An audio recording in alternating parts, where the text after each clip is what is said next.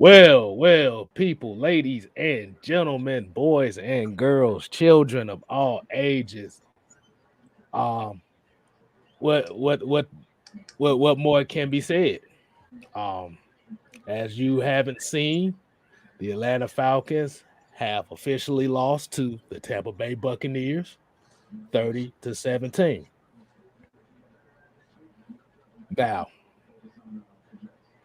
this Mike, go ahead, man. Just go ahead. Well, I actually have a lot that I took So from this game. I, hmm. I'm gonna be honest. I'm not disappointed in this game whatsoever. Yeah, even though we took an L, I'm not disappointed in any way, shape, or fashion.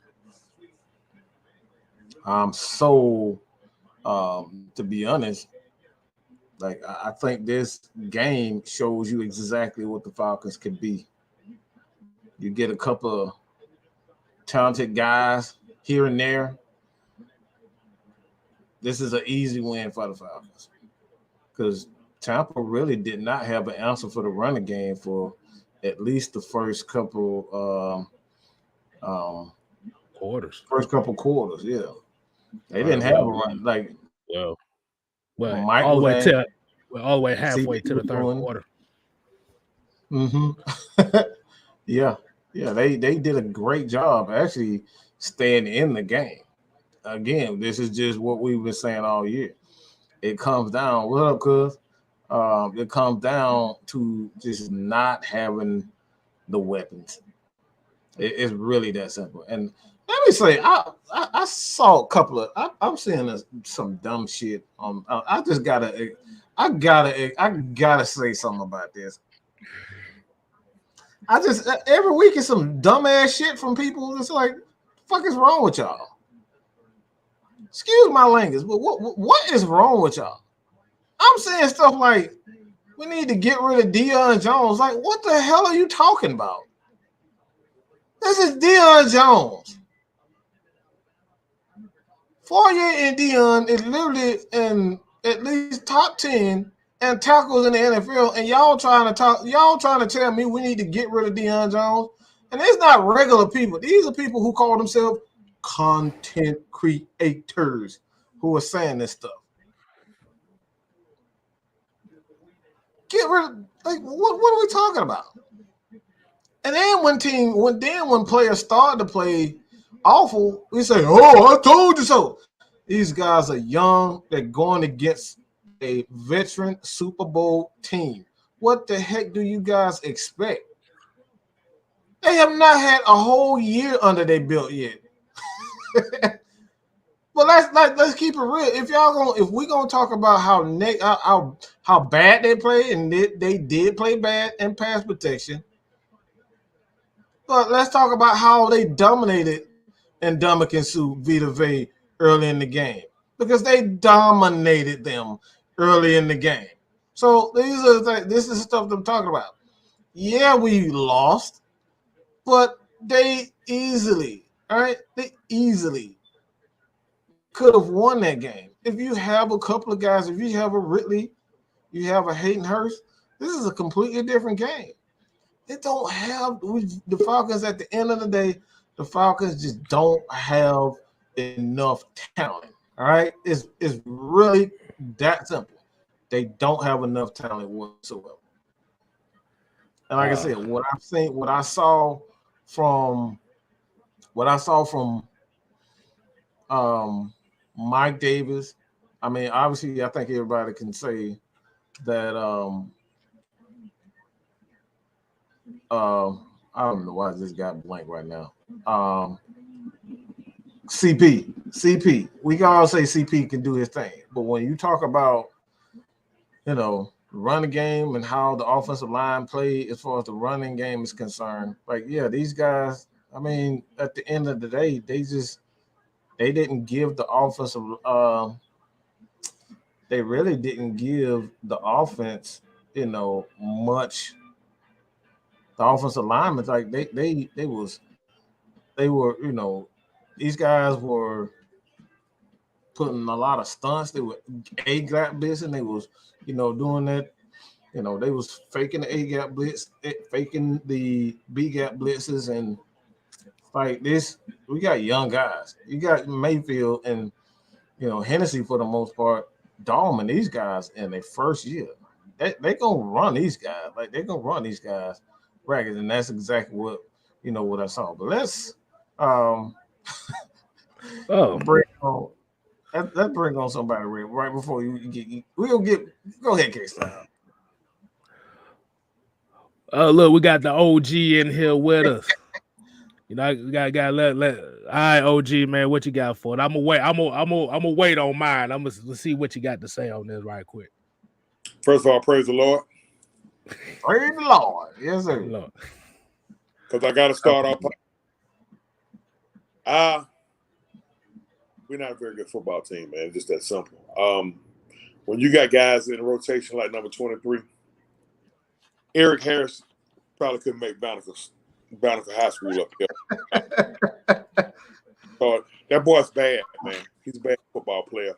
He has no situational awareness. He's piss poor. And I heard he started for another NFL team, which is amazing to me. But guess what? I don't have a bigger problem with Eric Harris as I do with number 45. Debo Jones is piss poor in his, again, situational awareness. First 2 touchdowns scored on Debo Jones. Okay, if Brady is rolling out, Tom Brady, if he's rolling out, and you got Leonard Fournette in front of you, why are you biting on Brady? You think Brady can really beat you to the pylon, Debo Jones? Just gonna stay. Somebody gonna catch Brady. Stay with Fournette. He dumps it over, touchdown. Next drive, the one he missed the extra point on, he dumps it over to Gronkowski, touchdown. Hey man, that's why I smoke. Excuse me. That's why I take meds. These motherfuckers here, man. I'm gonna tell you something, bro. Like from Friday night to right now, my team's just done laid fucking eggs, man. Hawks tricked the game off to the goddamn 6 of Friday. We all know what happened yesterday, and then the first thing I hear when they get on the other day, that pussy ass Jonathan, excuse me, that Jonathan Vilma dude. Yeah, he was a clown today, bro. He was an absolute clown today. I don't know what the hell he was talking about. All kind of jabs today. You know what I mean? We know you played for the Saints. We know you played, but But hey, man, at the end of the day, believe it or not, I saw some good things today. I just, I'm not. And for those of y'all out there who's watching this, no, I'm not as mad as you is about it. So, fuck you. So now with that being said, I did see a lot of good things today. I mean, the line blocked well. Mayfield started getting abused by Vita Vea in the second half, which we expect. A couple times Matt got sacked. I felt like he could have got rid of the ball, but I'm sitting in my chair at the house, and I'm not playing the game, and I don't know what the fuck going on out there. But it looked like a couple times he could have got rid of the football. We had the ball hit the ground too many times. Whatever's going on with that snap, they need to get that shit right. I don't know what's going on, but whatever's going on with that snap, they need to get it right. Russell Gage, hold on to the football.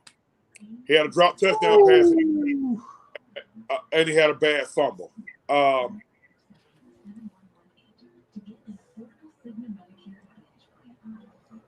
Hey, man, we got to make the best out of it, bro. Believe it or not. Oh, man. Yeah. Believe it or not, this loss is not really going to hurt us. This loss is not really going to hurt us. I mean, it looked like Philly, well, Philly won. So they moved to 6 and 7, but I'm pretty sure they about to get 5 weeks. The football team, they just scored on the Raiders. I'm just looking at it. Did Detroit beat Yeah, Detroit beat Yes. Minnesota. Detroit finally got their first win. So they helped that helped us. The Saints already lost Thursday. Carolina, they're steaming pile of shit. So let's y'all some shit. Y'all say. Right now, which one of us you gonna dip in breadcrumbs? You know.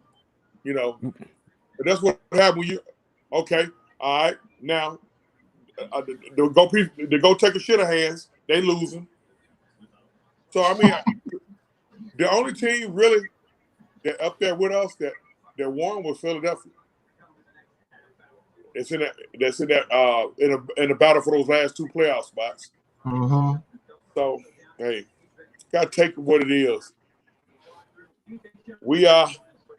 Hey man, Terry Fontenot, he got a hell of boy. He got a task, man, because it's a bunch of bad football players on this roster. And what happens is when you have decent football players that get hurt and go down or have mental problems and all of those fuck shit down. And when you have those type, listen, now you got to bring bad football players in to replace them. And look, man, or you get somebody who start hanging out with, or you get somebody who start hanging out with the Migos, say he don't want to be here no more, and then he goes wherever he's going, and he probably have. I think I got more touchdown catches to him. So Terry Fontenot got a job ahead of him, y'all. I mean, y'all gonna intervene whenever you want to. It's gonna take patience. It's gonna take patience. That's why I say they're not at this point. They're just not a very good team. I would say they wasn't a very good team. They just don't have enough talent. And one thing I want to say about Dion and even Fourier, these guys are doing too much up front. Like the problem is why you're seeing Dion, in place and doing things that we know he shouldn't be doing, is because we don't have the talent up front to take away. Because one thing you got to realize that right now he's not only the linebacker, he's a pass rusher on top of it, because we don't have, like today, we didn't get any pressure on anybody today. Yeah, bro, we didn't get no. Yeah, I know. Yeah, I know. We didn't get any pressure on anybody today. Hey, what you got, K-Style? Oh man, I mean, how can hold on, K-Style, real quick? How can I share this to the Back in Black group? How can I share this to my group? Oh, I got you. I'm gonna do it live. Yeah. What's up, y'all? What's up? I don't know how to do that shit. I don't know how to do all that shit, man. Somebody. I got you. Go ahead, K-Style. I got you. Tell Maggie to share it to where Maggie at? she in the back there somewhere. She in the back. Share it to my Back in Black group for me, baby. Please. Hey, honey. Hey, Maggie. She back there somewhere. Yeah. But from what I got from this game, like you said, it's a lot of things. Hey, before I get to that, we gotta hit this $2 super chat from Let's Get It. Yeah, he said the pass protection was atrocious today. And we got another one from Liquor with Lenore said, move Hennessy back to guard and Dom in the center. Online supports ass. Oh, I think he just says ass. And we got Let's Get GA with another one saying, usual, absolutely no pass rush whatsoever. See, but as much as we talk about it being no pass rush, this just lets you know how good that their offensive line is when it comes to protecting Brady. And this is what we talk about, a system where you get the ball out of the quarterback's hand real quick with that. Now, yes, you had to think about it. What was the biggest difference between Matt Ryan's numbers and Tom Brady's numbers besides the touchdowns? And there's one thing that nobody never really says is that Matt Ryan got hit 12 times today. That's a lot. They That's a lot. They were tearing his ass up. They were tearing his ass up. They And were then, tearing his ass up. but Man, with, what? Bro, they about it. Man, they got their helmet with the face mask over there by his ear. boy, they Hey man, Matt finna said fuck this shit. Matt finna retire, y'all. He think, and you know he already badly built, inflicted as hell. So he really be looking goofy out there. But hey, you gotta laugh to keep from crying, man. I mean, you know, god damn. but but the thing about it was when we looked at the interior with Mayfield and Hennessy, like I said, they did something different this game that they wasn't prepared for, and that was the D tackle stunts. That's where Hennessy and Mayfield was getting killed at. That's I never seen Vita Vea move that quick before in my life. The center, the young center. Like I said, it's not so much the guards. What you don't want your guards to do is to think too much about helping the center, and that's what he's been put in. He's been put in a position where he has to help the center because the center, both our centers are young. These both guys are young, so now he's in. Mayfield is in constant. All right, I got to help out Dalman. I got to help out Hennessy, and that's the problem. So I honestly, I don't know what the center market is going into free agency, but they're going to have to get a center, a veteran center, because these guys is then like even with a young quarterback, it's not going to be this. The young quarterback ain't gonna survive, and a veteran quarterback ain't gonna survive. These guys are sad right now, and like I said, I understand the fact that you have to, and I understand the fact that you have to. You want them to wait and be patient, but you're gonna get these quarterbacks killed until you really get this running game going. The quarterback's gonna get killed. All right, and the running game is not, and we don't have a guy, even at receiver, that can take some type of pressure off of the offense altogether. So if we don't get a receiver, you got to go out and get a veteran center. You just have to at this point because look, whether it's Matt Ryan or the rookie quarterback, they gonna get murdered, man. All right. They getting they behind whipped, and that's just. I think at a point you want to develop. I think that's kind of sort of where we're at. Like we want to develop these guys to play. Like you want to develop, you want to have ingrown in-house talent, but at this point, bro, you getting Matt killed. You getting Cordell Patterson hitting the backfield, and they got twisted up today. And it's the same thing. And the only problem I really had, I put it like this: only problem I really had was when Dalman kept messing up the snap. Like as a center, you just letting it hit your butt the whole time. Like somebody tweeted, is like he just letting the ball hit his butt because he's not even letting it get the man's hands before he dropping it off. He just throwing it back there. And I said this: it's harder to go under center than it is to be in shotgun. Now going back to that third and goal or second and goal play when it probably would have been a touchdown and we fumbled the snap, that goes back to you having a rookie in there that hasn't really played with Matt and now having Hennessy in. So now we got to see. Now the battle is Hennessy has shown he's competent and he can be a good center. But you want to have this youth guy come in, Dalman, who's a better run zone, zone run blocker. So now it's on Arthur to show you, and your O-line coach to really put his foot down and be like, this guy needs to start at center. No matter what the coach says, you gotta be at a point with your O-lineman to be like, I know who I need my center to be for my line to be straight. And that's the whole point of it now. And they're like Mike said, they're both young. So it's just on who you really think is the better young guy. And if you want to, really and truly, Dalman can play guard. Let's be honest, Dalman. If you really want to put Dalman out there, you can put Dalman at guard. After week one, we saw, we said when they kept switching with Mayfield, and I don't think you mess with that left side because that left side looked good.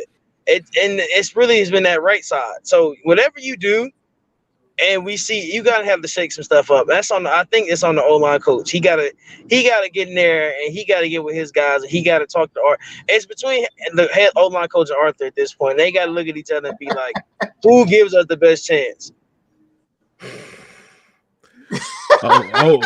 G, what you got? Y'all been putting the K styles on us. LeBron, I love you, LeBron. I really do. I love you in a non-homosexual way. I love you. Did you say the left? Don't Jake Matthew play on the left side? Mm-hmm. Yeah. He play on the left side. Come on, LeBron. You still here with me, LeBron? I'm here. Okay. I'm so sick of watching Jake Matthews, little short arm ass, get blown out the ball. Look, man, put Hennessy at guard, he dominant center, and move Mayfield over there where he belongs at that goddamn left tackle. I'd rather for Mayfield, a rookie, get his ass tore up over there than sit up here and watch Matthews, short arm ass over there. Well, you know what?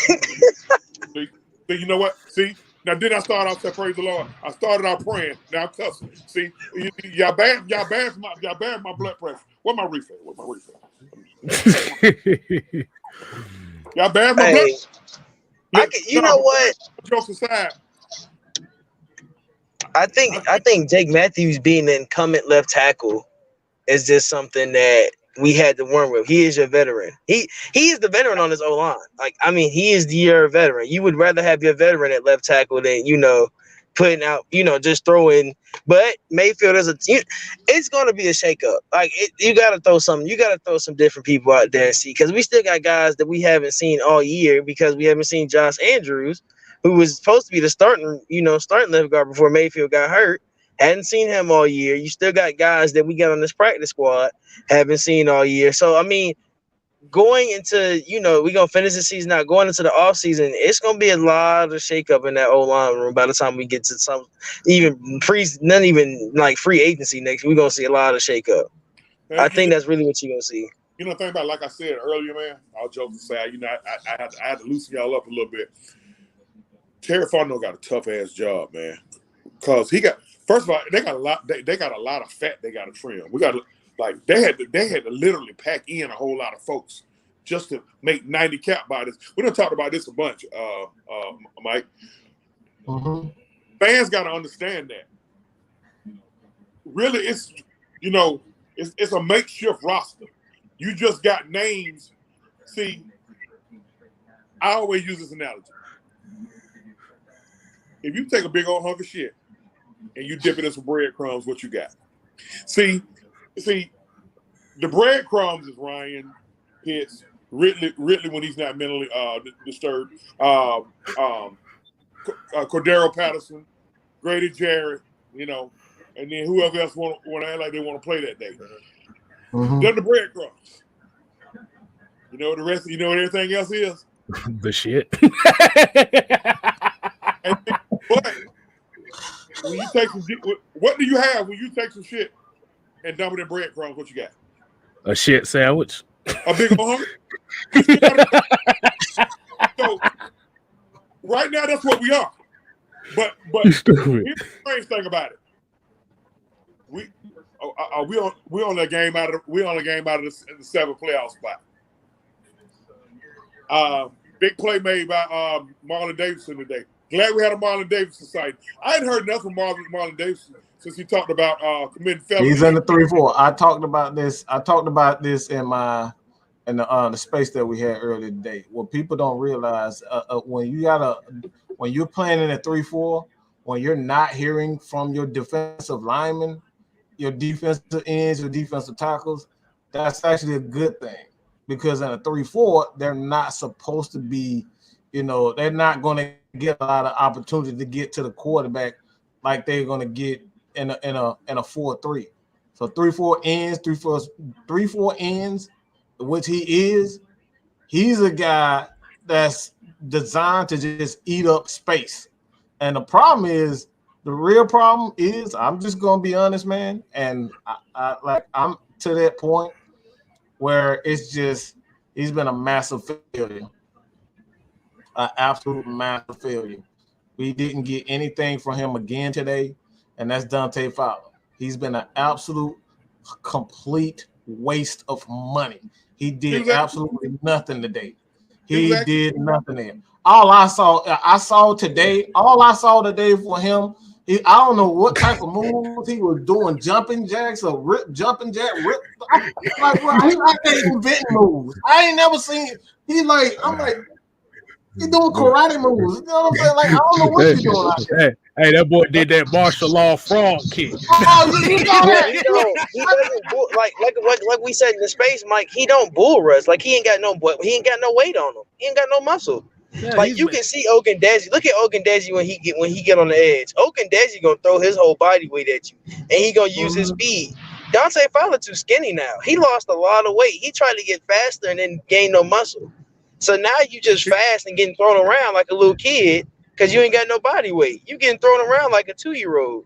Like, bruh, like you trying to do spin moves and getting thrown on.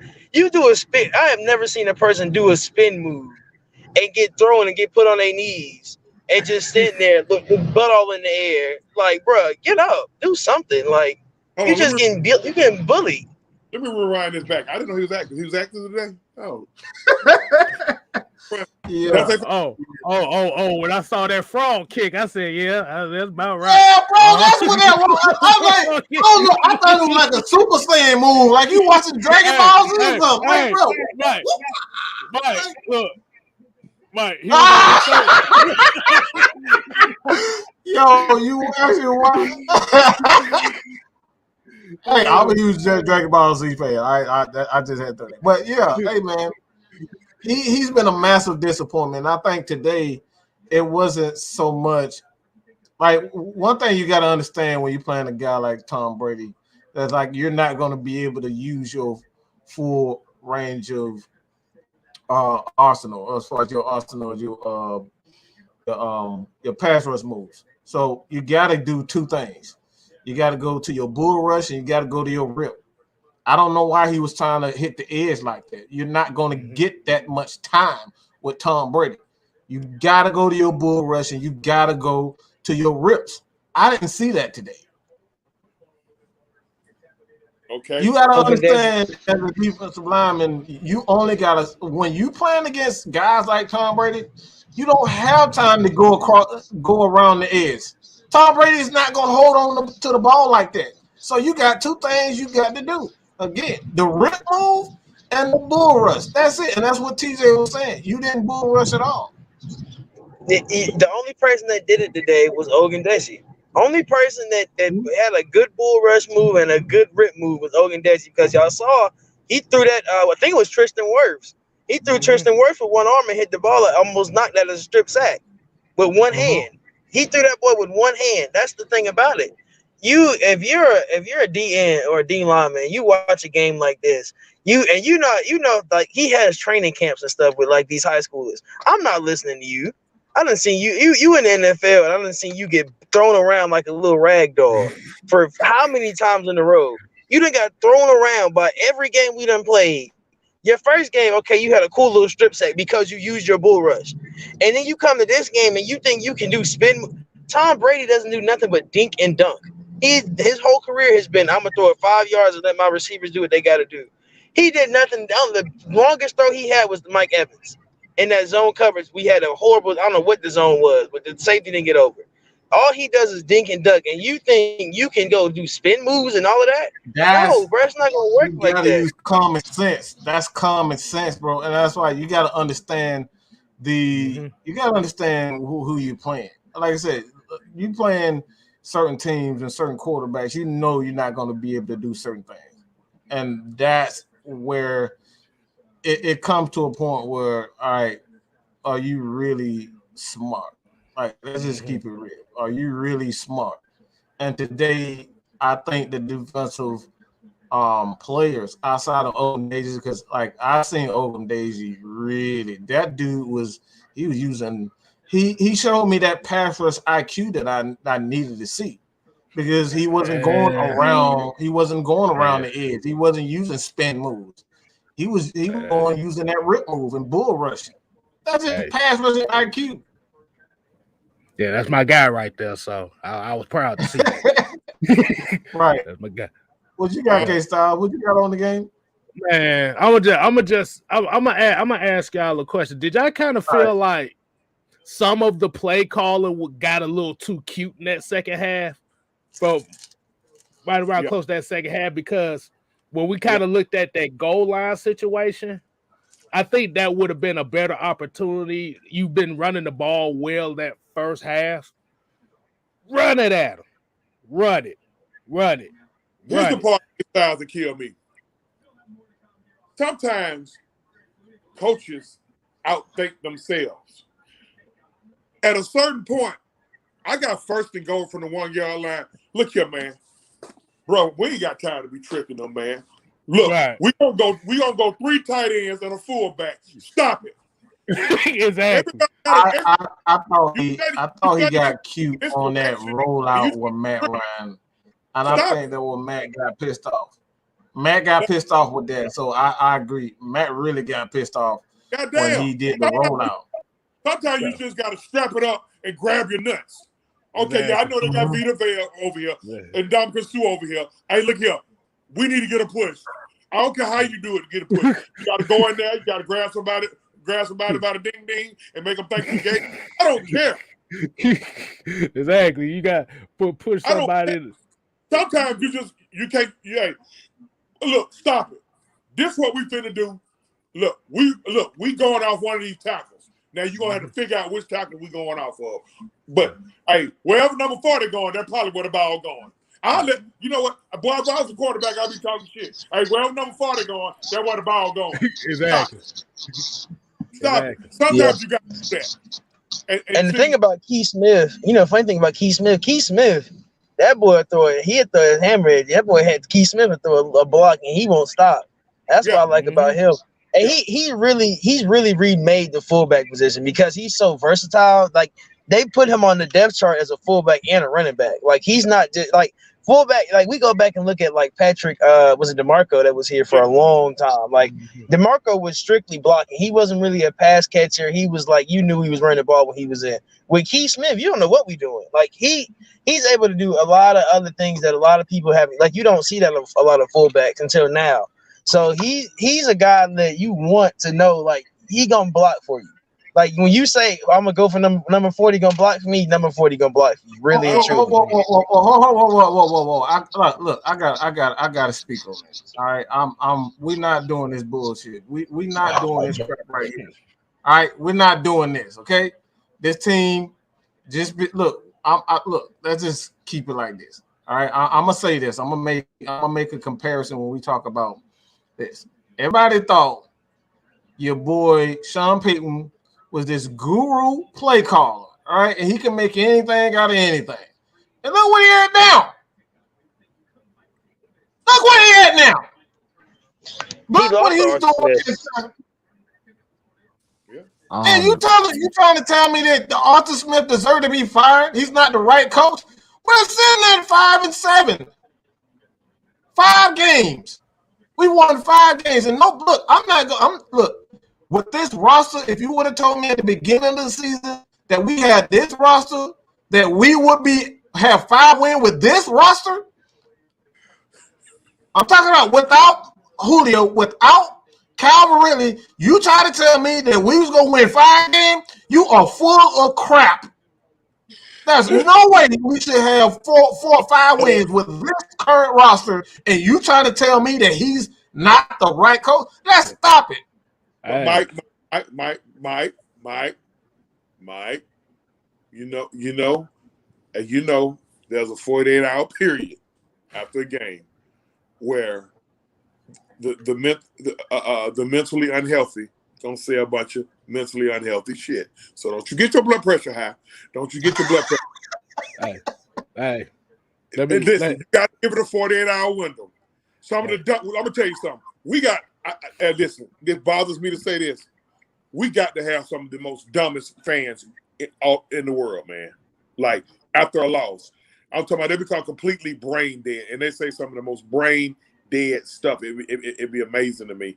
But, hey, everybody got a right to their opinion. before somebody go to type it in. I can got a right to my opinion anyway. I don't take whatever we know. All right, yeah, just tell that to the judge, motherfucker. But anyway, listen. I noticed Mike Davis had a little different kick to him today. Yeah, I saw it last week. I saw it last week.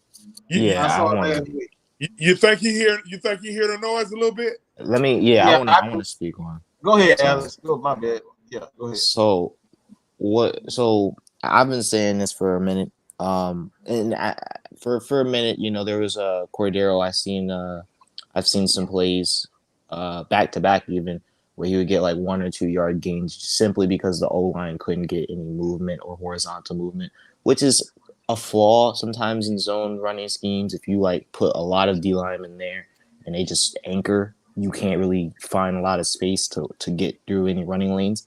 And that was happening with Mike Davis. Now, his vision didn't really help a lot of things either. Like he wasn't making he didn't get like 2 or 3 extra yardages, but that's really what it would have been. Like it just maybe would have been 2 extra yards. And he's still a good running back. Like his shiftiness and his ability to break tackles are still there. It's just the fact that like we have to diversify our run scheme a little bit more by doing more pulling and doing more trap. Even though I understand the reason why Arthur Smith doesn't want to do it that often, we have to start diversifying our run scheme, because when people start putting big bodies up there, we are not that team. We kind of did that when we had OZ. We had OZ came in. He ran the reverse. Like we kind of did that. Like I said, he understands, and that's why I said today. And I apologize for interrupting, but this is why we saw. You made a great point. But like I saw last week, Mike. I saw him run with a little bit more authority, and I think he understands that he needs to get his crap together. Also, I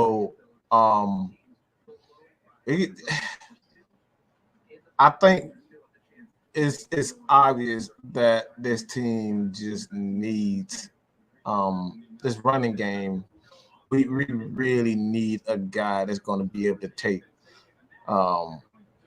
eyes off of Kyle Pitts, because these teams are not allowing him to have any space. That's the biggest problem. Even with the offensive line, we're struggling at offensive line because they're not allowing this dude to have any space. He does not have any space to do anything. The thing is, here's a guy that's only played 12 games in his NFL career, and he's up there, and they already bracketed him. And I tried to tell a brain dead fan this. That should tell you something about him if he's already drawing that type of attention. I don't want to hear jack shit about he ain't caught but 2 passes in the last 4 years. Yeah, them whole 4 years they've been bracketing him, dumbass. You know what, Mike? I relapsed too. I relapsed too, because I'm short patient for dumbass. Calm down. No more crazy. Calm down. Listen, people. I sincerely apologize for my spotty language. My friend, but my apologies. This has nothing to do with Mad Mike and K Styles and the folks who got good sense. I ain't got no sense. I'm a veteran, and I still ain't got my 100% yet. And they say I ain't crazy enough. But damn it, I'm gonna need proof. See, this is proof of my I need my money, VA. I need my money. So y'all keep tips. So okay, I'm sorry. No, we're back. Okay, my bad. I think we actually have a guy that in this game I don't think was utilized at least as much as I wanted him to. And I've said his name before, and that's Taji Sharp. I feel like he's a guy that can separate underneath when they're bracketing Kyle Pitts. Because Russell Gage, I love Russell Gage, but I don't think he's built to be wide receiver 1 at the moment. I think he's great against tearing up slot corners, tearing up corner 2s, like on the other side. But I don't really trust him right now. Trying to beat wide receiver or cornerbacks that are like really established in this league right now, like cornerback ones right now. And Tajee Sharp has shown that he can tear up Marshawn Lattimore, that he can do some stuff against J.C. Jackson. He can separate underneath, and I feel like that's something that we gotta incorporate him more into this passing game. You mentioned 2 or 3 guys that made me kick my bucket today. I kicked my bucket 3 times. The third time I almost broke my mason jar that got my medicine in it. Tajee had a big drop on that second drive, man. Yeah, he did. Catch the fucking ball, and just catch the ball. It's not gonna always be perfect. Catch the ball, right? And when Gage fumbled that ball, I almost lost the TV, and I still ain't. Boy. Boy, I ain't through paying rental center for the TV. So that look, man, what? And Debo Jones, when he dropped that pick. Yeah, that was another one. He had an easy pick. And let off a whole clip. But, hey, man, when you're a bad football team, that type stuff happens. Mm-hmm. They're not bad players. Thomas Snell's not a bad player. Yeah. Russell Gage not a bad player. Debo Jones not bad players, but bad things happen to good players on bad teams. Mm-hmm. And we come into grips with it. See, it's therapy for all of us. See, all of us going through therapy right now. See, so listen, hey, y'all helping me. Y'all just don't know y'all helping me. Y'all helping me. I still might foul for a few rounds though. But Tajee should get more reps. I like him. I love him. Listen, Tajee, he good in the run game too. He threw some crucial blocks last week, man. You just got, hey man, we keep using this word, and I know I'm the worst MF in the world. But y'all, as a fan base, we got to be patient. Me, I'm just effed up like that. I'm not gonna be patient. I'm just gonna raise hell. I wake up mad. You know what I mean? So, but don't pay me no mind. But as a whole, we just gotta be patient, man. But no, got to cut out. Yeah, and then we have to look at it from this point. Like I said, the Falcons ran the ball for over 120 yards today. That's the second game in a row. That's something to build off. That right there that's improvement. That's a good sign that we're being committed. It's okay. We're being committed to the run, but not only just being committed to the run. We're getting some production out the run. Mike Davis ran that ball well today. Mm-hmm. Yes. You know, Cordero, he's going to always be Cordero. Because guess what? Guess what teams about to start doing now? And when teams start doing this, our offense is going to take off. They ain't quite taking away Cordero yet.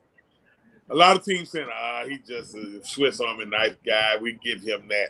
But when he keeps doing what we're doing and we start winning, they're going to start taking him away. Now it's going to open back up for Kyle Pitts. Watch what I said. Yeah. Meanwhile, Ridley, you know, God bless Ridley. I can't say that. I ain't gonna say that bad about it. I think Ridley's gone after this season. I think he's gone. I like Ridley a lot. I really do. But if he's not here, you know, we need that. As much as it hurts to see him go, I'm not mad with like what we're gonna get in return. Like I love Ridley. I love all the players here, even like the people that may be underperforming. But like, you know, you got to understand that this is also a football team. So if you're not really here to play, and we get the vibe that you don't want to even be here, you know, sometimes it is what it. Mm-hmm. Yeah, man. I'm gonna tell y'all something, man. I love this show, and I really appreciate y'all putting me on this show because we have some pleasant analysts, and like the brother, he just put that so eloquently, and it really makes me feel bad that I'm gonna give y'all the ignorant version of it. Oh, please, boy, we get just as ignorant as you do. We can get as ignorant. We can. That man, you know what? He need to be an attorney because, goddamn it, I believe in him. Thank you. We need to grab. No problem, bro. We need to grab our nuts. Mhm. We need to grab them. When I say grab our nuts, I mean I'm not trying to be sexual or anything like that. Yeah, I guess. We got a pair. Okay, all right. It comes down to at a certain point. Hey, it's who wants it the most. All right. I don't care nothing about talent. Hard work beat talent when talent don't work hard. Get your ass out there and get to it. Okay. And I be noticing certain stuff. Like number 95 played well today. Number 95 on defense. He got beat a couple times. He played well. Graham. Another rookie. Taquan Graham can rush the passer. Yeah. Number 94. Okay. Where did they get that rush dude from anyway? Anthony Rush is amazing. Dude is huge. Yeah. Huge. Didn't he come from the free agent? He was a free agent. Yeah, I know he's a free agent, but who did he play with last? I think he played. I can't remember, but I saw somewhere when I looked him up. But he's a keeper. He's a keeper. Playing well. Listen, you're seeing certain guys. You're seeing it form. Again, we got to get patient. We need patience. We got to go through another draft, and this draft here, we can start rounding out the team a little bit more. We got a few guys that can play, but when certain guys get hurt, Isaiah Oliver, okay, IO man, Kendall Sheffield. Hey, what's up with Kendall Sheffield? Kendall Sheffield, I think, just isn't gonna start over Fabian Moreau at this moment. He's that bad. He's not bad because he just can't stay. He can't stay healthy enough to play. Yeah. Fabian Moreau has actually been playing really good this year. That's pretty decent this year. That's why I think Kendall Sheffield isn't playing. But I feel like if God forbid if there was an injury with AJ Terrell or Fabian Moreau, I think he's next man up. But that's why I don't see him getting playing time at the moment because we have like our slot guys right now. We have Darren Hall, we have Jalen Hawkins, we have Avery Williams, and I think just Kendall Sheffield is just going to be used on the boundary. I don't think he's going to be used inside. What you got, OG? What's your name? What's your name, counselor? I'm calling counselor. What's your name, counselor? I'm Alex. Huh? I'm Alex. Hey, Alex, how you doing? Hey, that's a good nickname. Hey, we might well call Alex the counselor. Okay. Counselor. Now, I'm gonna tell you, like I said, I'm starting to believe if I ever need a lawyer for knocking the hell out somebody out here, I'm gonna call you counselor. I got you. No problem. Okay. You said Fabian Moreau's been playing well. Yeah, he's been playing decent. He has his fair share. He's been playing much better than what my thing is this. We're going to have you're going to have struggle. You're going to struggle.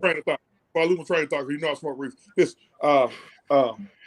Alex, do you take hugs? Do I take hugs? Yeah.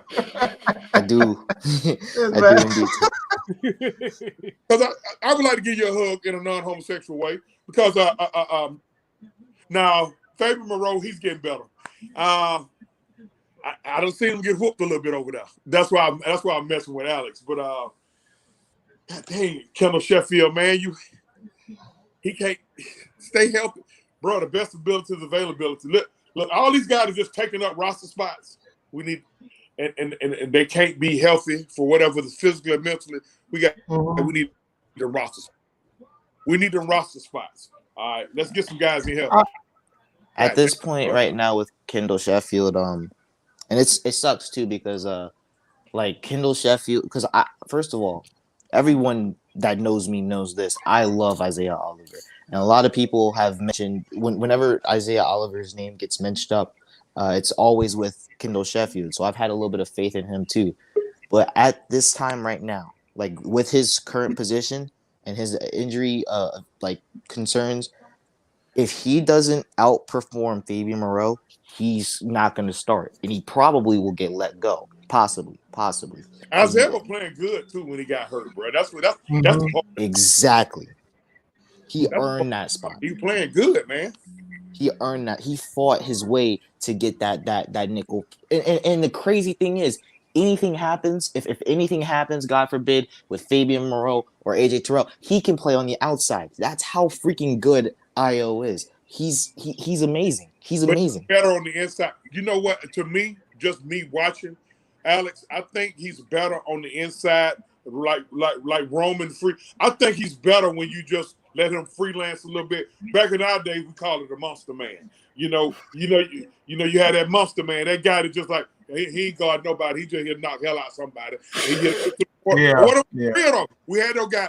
The NFL. I mean, that's ultimately what Dean Pease. This is why he has to have the same type of corners. He has to have that guy. Right now, you see Darren Hall is one of those guys. We see Richie Grant is one of those guys. And before that, it was Isaiah Oliver. He has to have that type of guy who's going to roam around and wreak havoc. That's what the defense is all about. You got to have guys that's going to roam around, wreak havoc, and hit guys. And this is when you look at, guys like Fabian Moreau. Like Fabian Moreau he's asked to do one thing, and it's not give up a ton of yards deep. That's it. That's his own job. Even the safeties, their job is not to get beat deep. Every once in a while, you have one elite corner right now, one good corner on this team, which is AJ. AJ is going to do his thing, but he needs several slots. If one goes down, he has to have that next guy. And like I said, I'm really liking what I'm seeing in Hall. He just needs a little bit more. He just needs a little bit more seasoning. That's all. He needs a little bit more salt on the noodles. He needs a little bit more salt on that spaghetti. That's all he needs, bro. That's all he needs at this point. He understands. He understands what he sees, and he attacks. And I love that in him. Mm-hmm. I like that analogy. And Darren Hall, a little more sauce on the spaghetti. I like that. Yeah. Now, can I give you the ignorant version? Can I get the ignorant version? Yes. No. Okay. Look, man. Hey, I really, Alex K-Style, man, Mike, I appreciate y'all having me on, man. I gotta get up out of here, man. But let these folks be mentally unhealthy for the next 48 hours. Y'all give them a pass. Check him out. Hey, you can check him out at Back in Black on Facebook, the group. All right, he's always there. Check him out, man. I promise you guys have fun. Like I said before, this is about all right. But yeah, like I said, man, this is all about being able to, to be able to speak. And my bad. It's all about being able to speak and give your version of what happened. You don't have to think like K-Style and I, right? Completely different. This is why we have the debate and the lines in. All right, we're gonna keep doing shows like that. We're gonna keep bringing people on just to show you guys, like I said, show you guys exactly what we've been saying all along. This is Atlanta Falcons Nation, where everybody have a voice. Your opportunity to tell your side. Because like I said, all we want to do is just try to understand why y'all think the way y'all think. So, next time, you got any questions? It wasn't so much as questions. I saw a comment here. But before I get to this comment, I'm gonna ask the question here as well, pertaining to this game. But before we get to that comment, this is kind of pertaining to the game that we just saw here. And I'll kind of iterate on what I was talking about earlier as far as the play calling got kind of cute. The other instance was when they lined up in that heavy package, but then they spreaded everybody out. Do you like that? That's why I feel. Do you feel like this is kind of like one of those things that everybody do against Tom Brady? Because somebody said something about why we stopped running the ball. you have to think about a mentality as how these offensive coordinators do. When you're down 21-10, mentally, these coaches are trying to get back in the game. Now, running the ball can get you there, but you're trying to get there quick. So that's why they kind of get rid of the running game like that. Mm-hmm. But like when you look at some of the one thing we're not really talking about too, as far as what happened with this game, was the penalties at the wrong time. Yeah, This is where, like, Jake Matthews penalty was huge.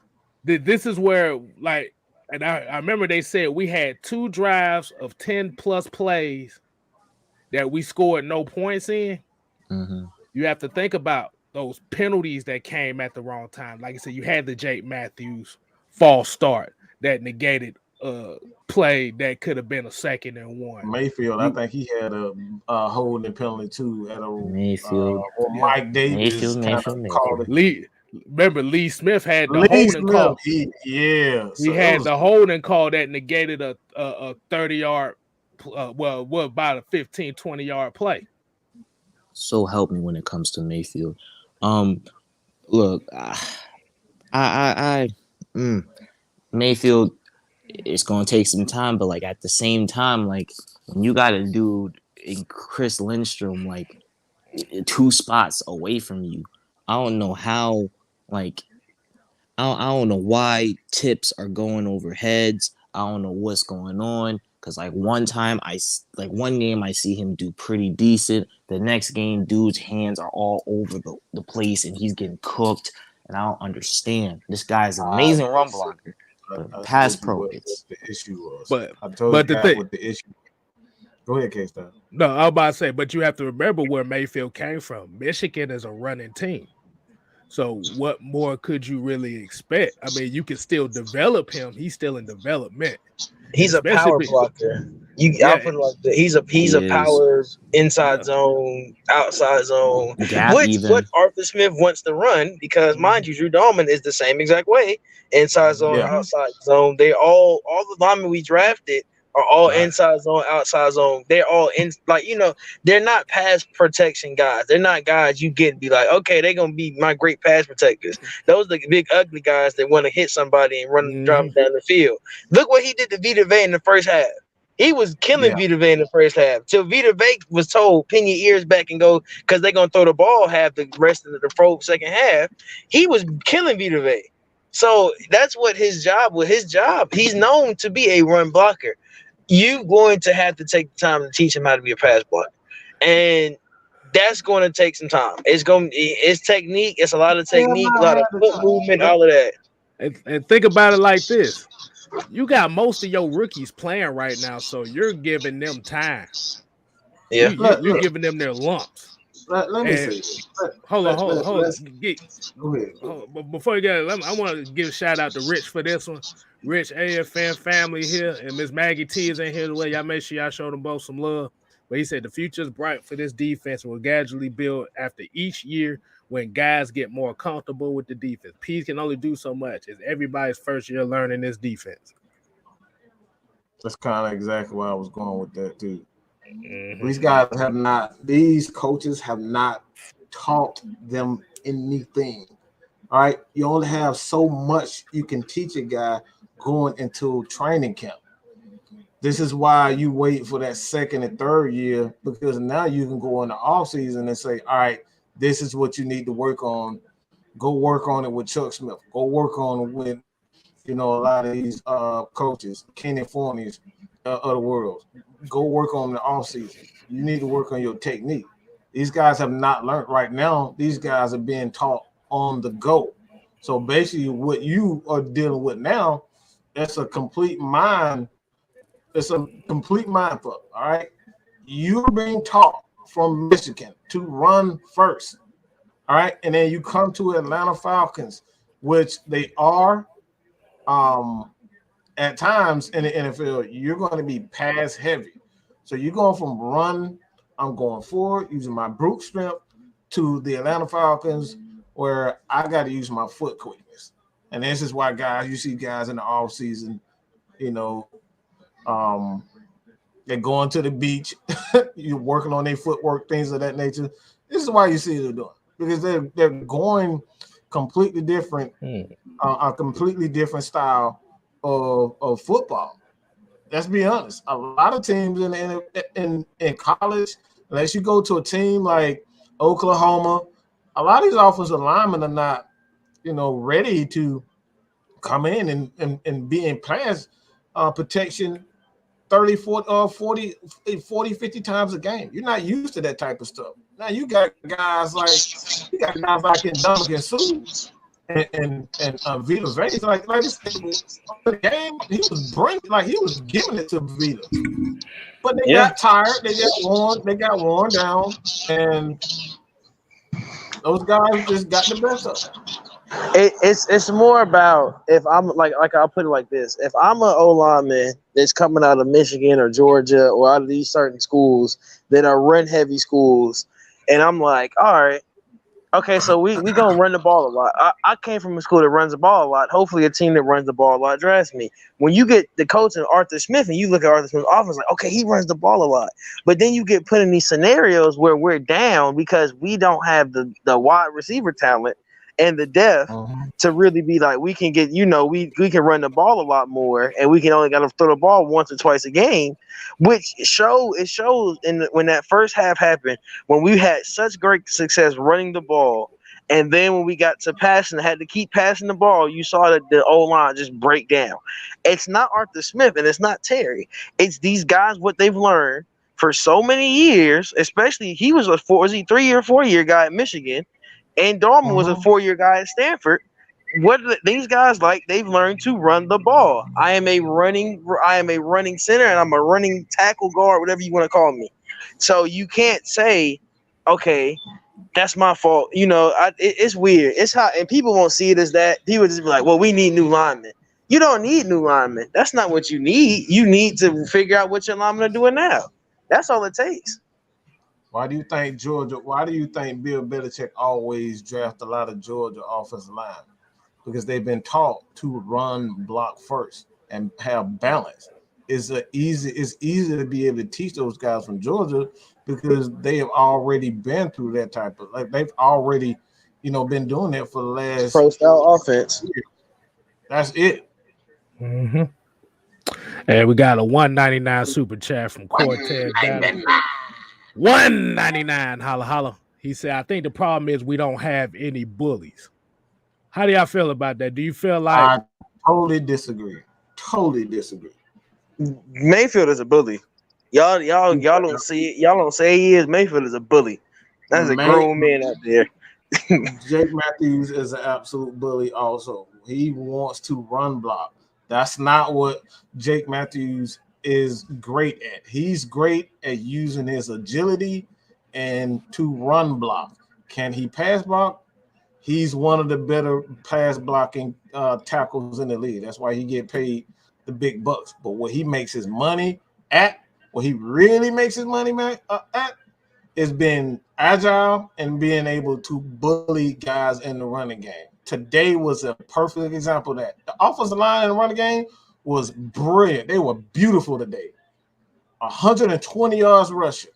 But again, when you play in a team like Tampa Bay, who has a ton of talent all over the field, we just don't have the depth that they have. Again, this is what I keep saying. I was saying earlier today when I heard people, saying we need to get rid of Deion Jones. We don't need to get rid of Deion Jones because Deion Jones is a part of a puzzle. You got to stop. Like, every time we see one guy start making progress, you want to say, all right, it's time to get rid of Foye. It's time to get rid of Deion. No, we need to try to keep those guys as much as possible.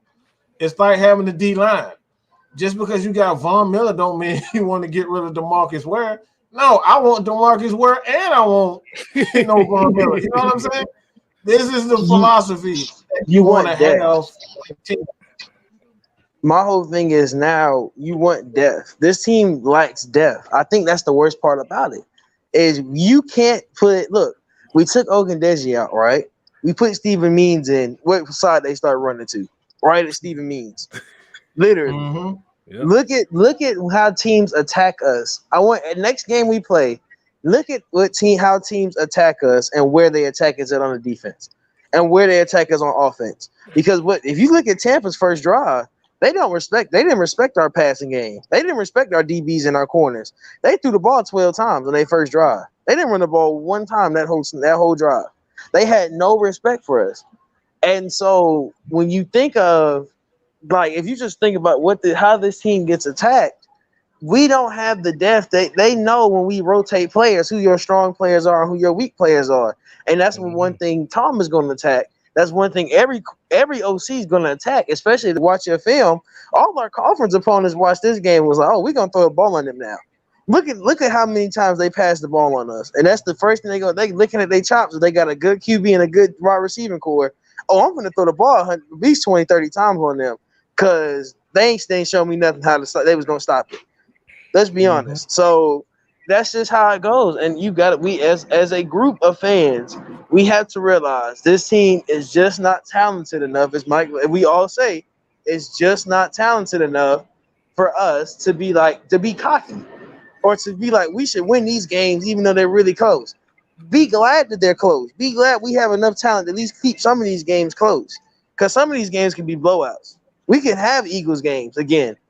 So be happy that we had close games. Everybody's like, we don't like more victories. Well, you better get used to them for a couple years because that's the only thing we're going to have. Especially.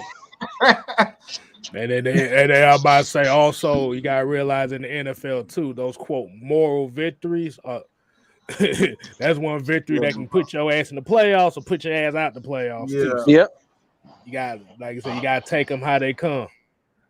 But yeah, man, it's Jack King here said we need to build on D line and linebackers, and I guess he's saying just basically saying on the defense just in general. No, but I will, like I said, I think that's kind of what they doing now. That's why I said if you look at our defense, like we said, most of our young guys are playing right now. So you have to remember you're only going to have 27 guys under contract next year. So even though people say with $28 million in cap space, you got $28 million to fill up maybe 26 roster spots. Yeah. Yeah. So like what I said, that's why you're seeing a lot of the struggles that's going on right now because we have to play these young guys. Like I said, and the reason why that 28 million is there because we, the dead cap hit for the only dead cap money we got for next year is Julio Jones. I just looked it up. Julio Jones is the only dead cap hit we got for next season. So that's why you're seeing a lot of these, like I said, you're seeing a lot of young guys getting their lumps in right now that can only make them better for next season. If they not doing any better within the next 2 or 3 years, you ain't spending that much money on them. This is why we say you have to build a foundation. And that's one of the aspects of building a foundation is you're going to have your lumps regardless of what. If majority of your team are players that, like the OG said, you got a ragtag team with a bunch of young players combined. This is part of the quote unquote rebuild process a lot of people want is you're going to lose games until they be able to develop and be those guys that can be a contending team. They're going to look bad. They're going to look extremely bad, and that's what we saw today. Like, what we got to understand that Tampa does not have a bunch of guys. They don't have a bunch of rookies on that team. One thing about having a Tom Brady, like Tom Brady don't got time to sit up here and teach anybody anything. All right, so he wants guys that are NFL ready. So if you're NFL ready and you're playing against a young team like the Atlanta Falcons, he's going to exploit that. You saw it again. All he needs is that one person to pick on. And today was Darren Hall. He picked on Darren Hall the entire time in the second half. That's all they was doing. Finding what Derek Hall was, finding what Avery Williams was, and they picked on him. Especially when Richard Grant went out. Yeah, they just picked on Darren Hall and Avery Williams the entire time. They didn't even try to run the ball no more. They said, all right, we see it. We're gonna go after him, we're gonna go after him. That's it. Right. Exactly. But like you said, rather your young guys get their ass whooped now, it only makes them better later on. Then we have to actually look at the second half, like I said. Like a lot of people, let's look at it from this standpoint of how this game went. Okay, so going into halftime, it was 20-17, and you can say the offense only scored 10 points. That's one of the other things that's going to become by. Like we said before, there are certain aspects of this game that played a part into that. Like you said, you had the penalties that stalled drives. You had the Russell Gage fumble in the first drive of the third quarter was big because it was, like I said, it literally could have went for more, but it's just a good play by the corner. This is why we always talk about, even though the middle of the field may be an easier throw for a quarterback, but it's one of the most chaotic parts of the field. You have to, like I said, when you're in the middle field, that's why when you see Kyle Pitts catch the ball, he's hugging that bitch like it's his own wife or something like that, because he knows that thing can get punched behind at any moment. Look.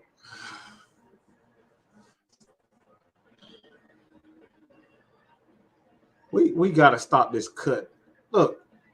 Oh my God. Why is it that every time somebody have a bad play, a couple bad plays, we need to cut them? Yeah, boy, that blows my mind. Hey, I'm about to say that just like saying I'm finna disown you finna disown your kids because they got a bad test. He had a bad couple of plays. But then for the most part, he has for every 10 plays, he may mess up one time out of 10 plays.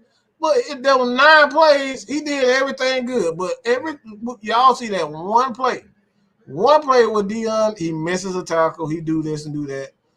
You want to get rid of him. But like I said, bro, look, we cannot expect perfection and this is Georgia fans too. I see Georgia fans killing Jordan Davis. All right? Killing the Bulldogs. These guys done won 12-0, and in one game, y'all want to say they suck again. Like, bro, it's going to happen. You're going to have that one game where you're going to get checked. Georgia just got D-checked. Let's just keep it real. Yeah. You're going to have that one game where, even going back to the game against, I believe it was, I think it was when the Falcons were playing. It may have been 2012, where the Falcons played the Ravens. The Ravens went to the Super Bowl. The Ravens ended up playing the Falcons that year, and the Falcons ended up, beating them. And they go on a run after that. You know what I'm saying? They still won the Super Bowl, but the Falcons just they gave it to them. That happens to all great teams. You're gonna have that one game. We saw it in the Super Bowl with the Patriots. Them dudes went 16-0. Okay, they went 16-0 and got to the Super Bowl and lost. You're going to get G-Tech. That's a great team. That's just, you're gonna get checked. That's a part of sports. But as a coach, you will much rather have it happen earlier, a lot earlier than late in the season. You want it to happen late in the season. So at the end of the day, bro, like I said before, you got to give these guys opportunity and time to what the hell was that? Oh shit, my bad. Oh What yeah, the hell was that? I forgot this setup got 2 cameras. I forgot this setup got I 2 was like, what cameras, the bro. fuck? Yeah, it's set up on 3 different cameras. I got one right here. I got one up on top here. Yeah, I was like, what in the world? What just happened? I thought I was in Space Jam or some shit. Like, what the hell? Oh, welcome to the Space Jam. It's your chance to do your dance at the Space Jam. But yeah, my bad. I was trying to change the camera around so I could get back on focus. Yeah, I feel you. But yeah, man, it's like with the Jordan Davis thing. I think what the issue with the Jordan Davis thing was like everybody had like this big hype about him, and like you said, I said the thing about Jordan's been dominating everybody. Yeah, I'm a Tech fan, so yeah, they dominated us too.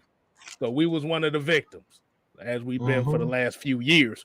But the thing about it is, see, Georgia's been so dominant this year, you forget Alabama, like they don't call him Saint Nick for a reason. Like I said, Kirby Smart. Nick Saban knows what Kirby Smart's gonna do. He's been under him for so long. But like I said, Georgia's been so dominant this year, you actually went up against a team that just had just as much talent as you. That's the G-check side of it. If you looked at that game and saw what Alabama did, all Alabama did was just basically just ran no huddle and got his ass up off the damn field. Off the field, that's it. He 350. Have you ever been 350? Hell, I feel fat as hell when I'm 200. Yeah, nah, I was close to it about a couple months ago. I done got down now, but yeah, like I said, that's not a good feeling, bro, to be overweight like that. That's like he's a big guy. Yeah, your knees start hurting and shit now. Yeah, when you try to run, yeah, I know. I was close to it. Like I said, about a couple months ago, I was at about 325. I'm at 289 right now. So yeah, I definitely see a big difference. Good but for that. I appreciate it. But that's the thing. He just got so hyped up about everybody hyped him up about him being the guy that Atlanta needs. So the expectation was up here.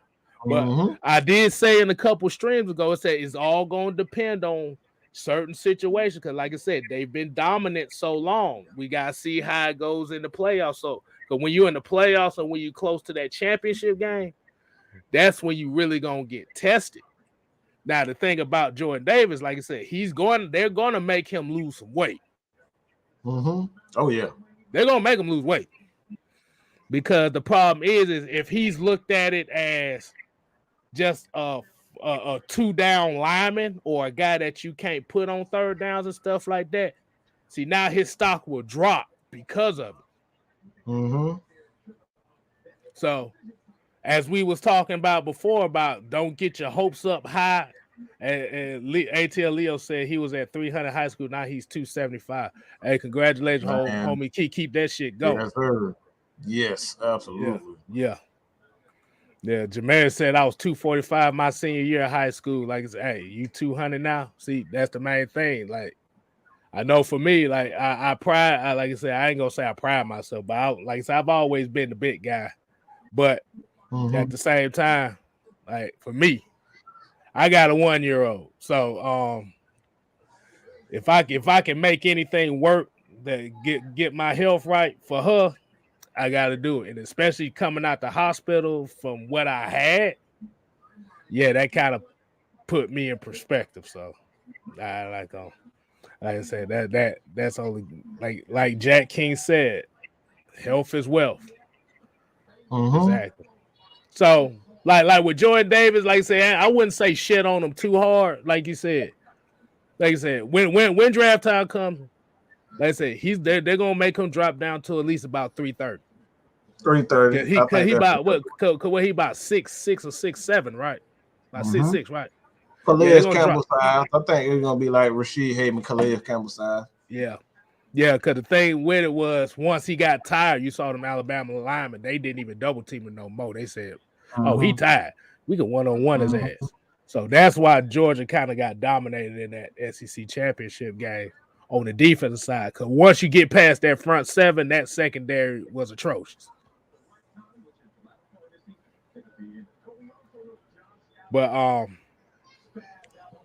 But getting back to this game, like I said, the penalties was a major factor in this game as well. Because like you said, it wasn't that many, but they came at the wrong time. They destroyed drives. Because let me give y'all some box score stuff. And this is not individual stats, this is team stats. Well, the individual thing is Matt Ryan almost threw for 300 yards, but the passing yards was 259 for the Falcons, 121 rushing yards. That was the balance that we needed. We almost had four. We had 380 yards of total offense. Our third down efficiency was pretty good for this game. Well, I ain't gonna say pretty good. It was pretty good on average, but it could have been a little bit better. But here's where the main problems came in, and we dominated time of possession 33 to 27. 33-27. We dominated time possession. But the main issue was the sacks, the penalties, and that one fumble. Like I said, we could talk about the stats of the individual players and stuff like that. But the main thing nobody ever talks about is penalties, sacks, and turnovers. So when people start saying, do I want to see the Falcons in the playoffs? You're damn right. Absolutely. Why not? Because if you get into the playoffs with these young guys already, that's only confidence boosters for them. That means that when you're going into next year with these young guys, you got something to build on. And you get that check too. Shit, you get a playoff check for getting that. Hell yeah, they want them playoff bonuses. Come on, bro. Them bonuses, boy, them players play for them bonuses too now. Come on, man. You don't play this game for free. For real. But yeah, like I said, it's just one of those things where, like I said, Tampa is the better team. No ifs, ands, or buts about it.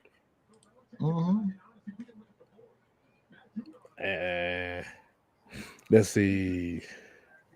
You want to get a few of these comments? I answer a few of these comments right quick. We pretty much done covered everything. Let's see. The Devon here said 120 yards against Tampa's defense is a win in my book, especially when we struggled with the running game this year. But these past two games, 2 100-yard games, that is a plus. I mean, yeah, like I said, at this time of the year, you want to establish the running game at this time of the year. I think this was one of the most balanced games we done had this year. Yeah, yep. So yeah. As long as you getting the thing is, like I said, we had plenty of opportunities. We had plenty of opportunities in this game. And the thing is, for me, is that Matt Ryan almost passed. I think he was like 3 yards away from 300, something like that. And he had 120 yards.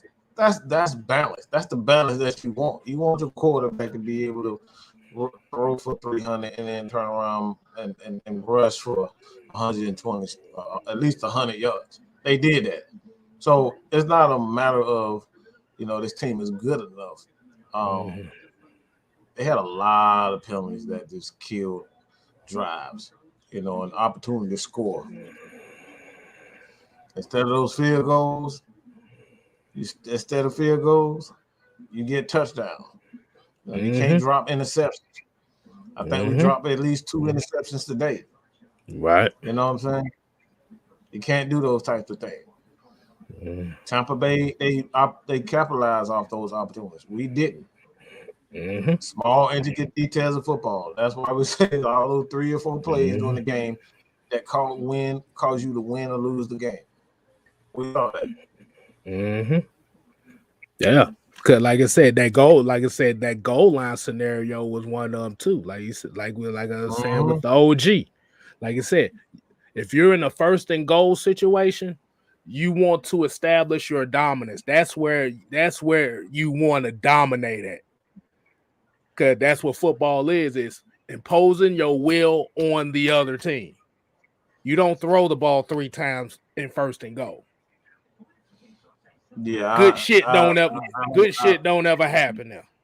Let's keep it real. I didn't necessarily like that either. I think, like I said, I understood what he was trying to do, but yeah, I didn't necessarily like that, especially the rollout. I don't like rollouts. It wasn't even a rollout. It was more of a sprint.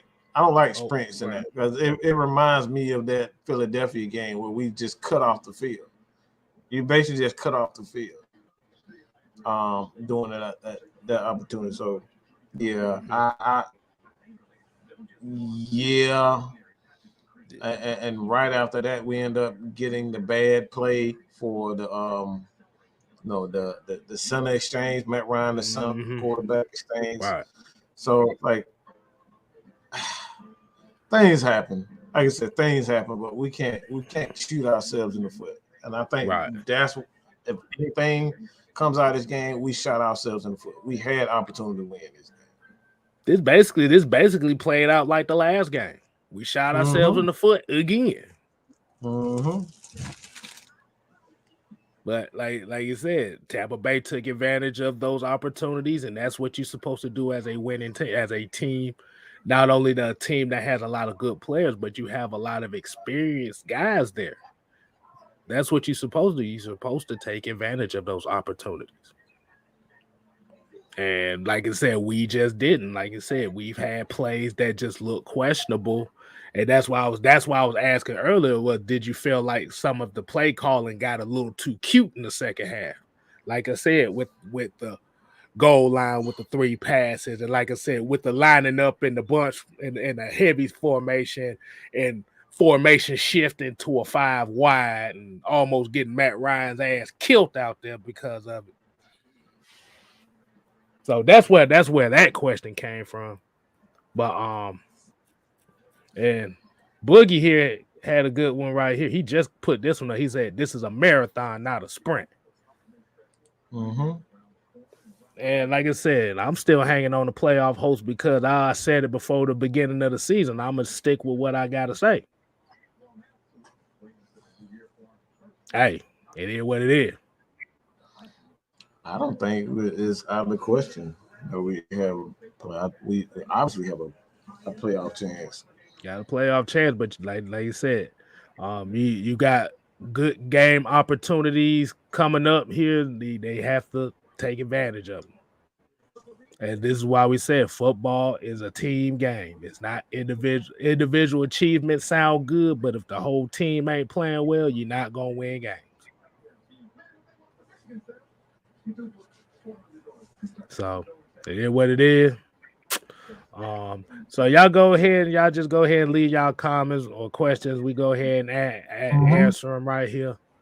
But that's post-game analysis from your boys here at the AFN. And the man of God said we should have kept running the ball. I mean, I see where you're going with that. But that's why I said they actually were doing that. Like you said, the problem was you had the stalls. Like I said, you had penalty stalls. Like I said, what happened? Like you got to remember when Russell Gage fumbled that ball, I think Tampa scored right after that. After that. So you took the sails off the ship with that.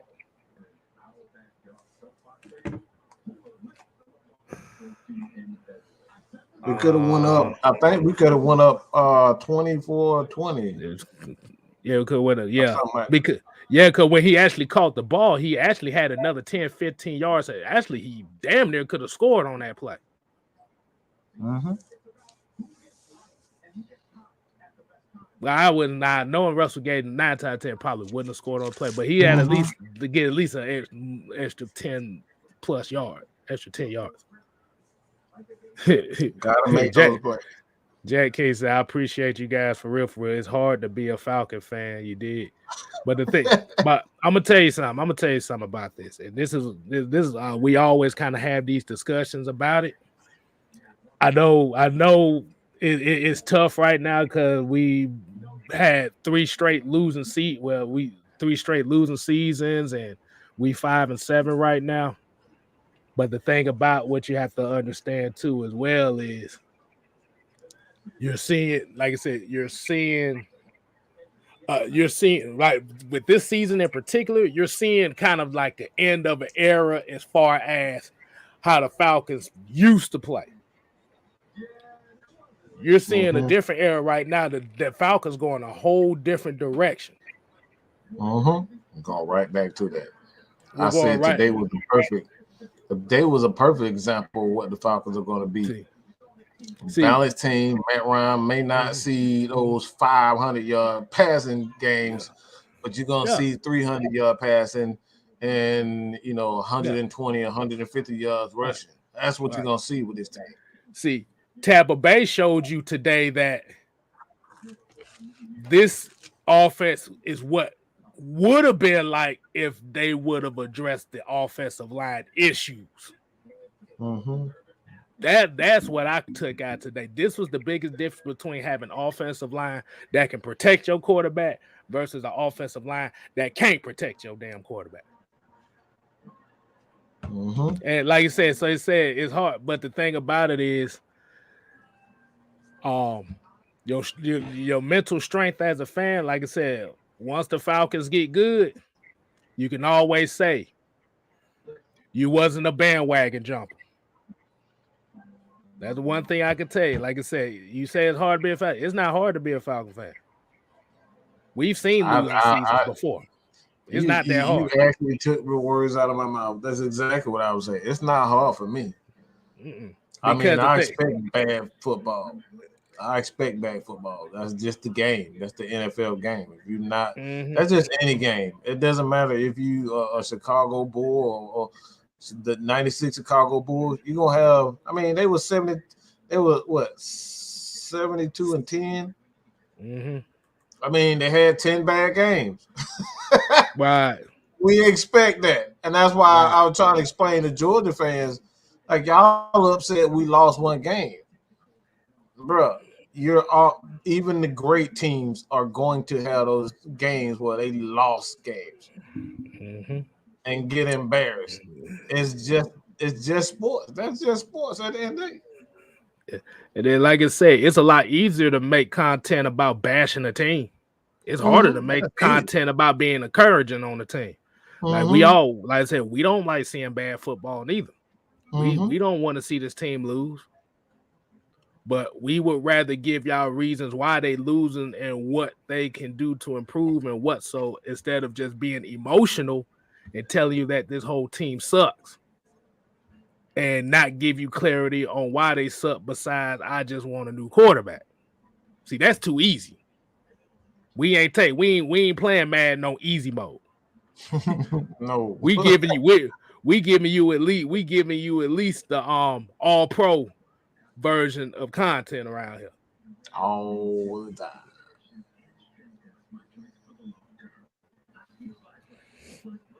But we got a question here. Where was it? ATL Leo said, question for the Bulldogs. Do you think Kirby is going to play JT Daniels or no?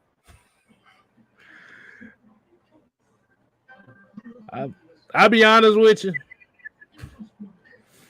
They should, but I feel like they not. I'll be honest with it. I feel I like I said, I ain't got no dog in this fight whatsoever. But I don't give a shit. because I don't trust Kirby. I'm just gonna be. I've been telling you guys for years, Kirby, don't trust Kirby. Do not trust Kirby until Kirby proves to me that he can get past Alabama and not do the same goofy stuff that he's been doing. He's literally been doing the exact same goofy stuff every time he plays Alabama. He plays aggressive as hell, and then as soon as he played Alabama, it was like, like, bro, what are you doing? You want to put on the brakes? Why are you putting on the brakes now? You've been aggressive all year, and then you play Alabama. You want to say, all right, we're gonna back up. They was lining up at the damn. They was literally like 2 yards away from the first down. Almost every play playing Alabama yesterday. It was just like bro, what's going on? I had a question too. And it was about one of those defensive play calls Georgia had yesterday, where Alabama bunched up, but they defense lined up in such a weird way that I was like, I ain't never seen nobody line up man to man in a bunch formation against it, where they literally had 3 defenders stacked on top of each other. Yeah. Yeah, I ain't know. I ain't know if you knew anything about that because I saw that out. Yeah, I haven't. Like I said, I don't know what was going on. It was strange. It was strange. Well, someone said it's the Justin Fields curse. Hell, there ain't no damn Justin Fields curse, boy. That shit been going on with Georgia against Alabama for the like last. Justin Fields curse. You curse his damn self. What the hell are you talking about? Shit, I remember Georgia lost to Alabama 2012 on some bullshit where the wide receiver should have dropped the ball instead of caught it. Mm-hmm. So, yeah. That's what I kind of saw with that game. It kind of felt like you said, Georgia played scared. It's like they played scared against Alabama. They played terrified. That man was terrified of Kirby. I mean, Nick Saban. You mean Saint Nick? That's what we call him. Saint. There's a devil, boy. I like that. And you know what's crazy too? And I just found out, boy, Alabama almost didn't even get Nick Saban at first. Y'all almost had Rich Rodriguez.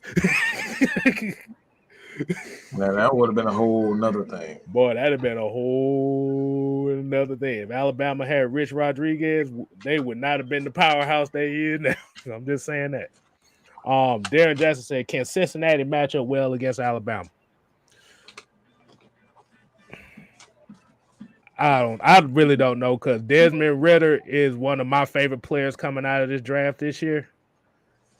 I would like to say hopefully, but it's just gonna depend. It's gonna really just depend. Like I said, Cincinnati can't play Alabama scared. That's the only chance. Let me give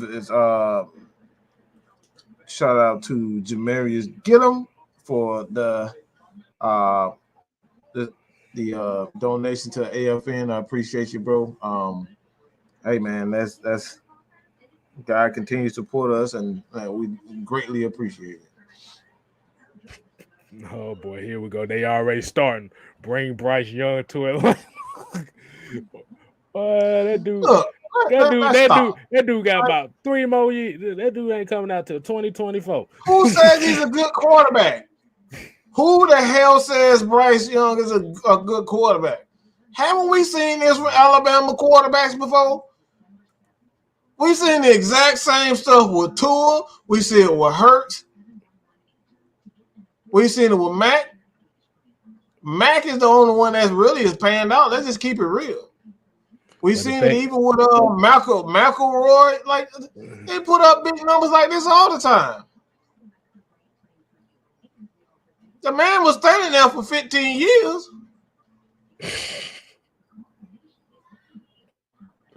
We gotta stop. We got to stop. Is he having a spectacular year? Absolutely.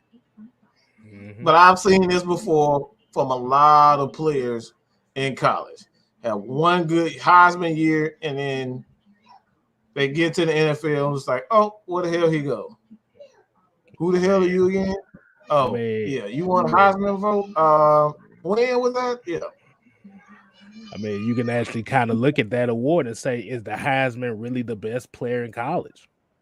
Once they get to the next level, ain't that many Heisman Trophy winners that even pan out or last long in the NFL. I think the last one right now that's even worth a damn. Well, the last couple ones have been pretty well, like I said, Lamar Jackson right now, Kyler Murray. I'm not throwing Baker Mayfield in there because he's absolute garbage. Garbage, okay? Yeah. But yeah. Hey, Jameer, appreciate the cash app. Go and you can get you one of those free questions in here. I know you already get the question. But I want to hit this one. So Jack King said, are the playoffs for the Falcons still reasonable? Yes, it is. Like I said, we may be the only people. Well, Mike hasn't said it, but I'll say it. It's still reasonable. I mean, I'm saying it now. I'm saying it now. It's reasonable, okay? It's reasonable. They have to take care of it. Like I said, this is why I say I think the Falcons, like I said, and I think if the Falcons make the playoffs as a 7 seed, that's gonna do well for them because they play better on the road than they do at home. Let's just be honest. They've played better on the road this year than they have at home. I don't know how the hell that we haven't won a home game. We haven't won a home game since the Raiders game last year. Woo, boy. And it's like I said, they got to play complimentary football at all three phases for the rest of the season. If they don't, then there's no chance. But reasonable, yes, it's still there. There ain't nobody in the NFC playing well right now.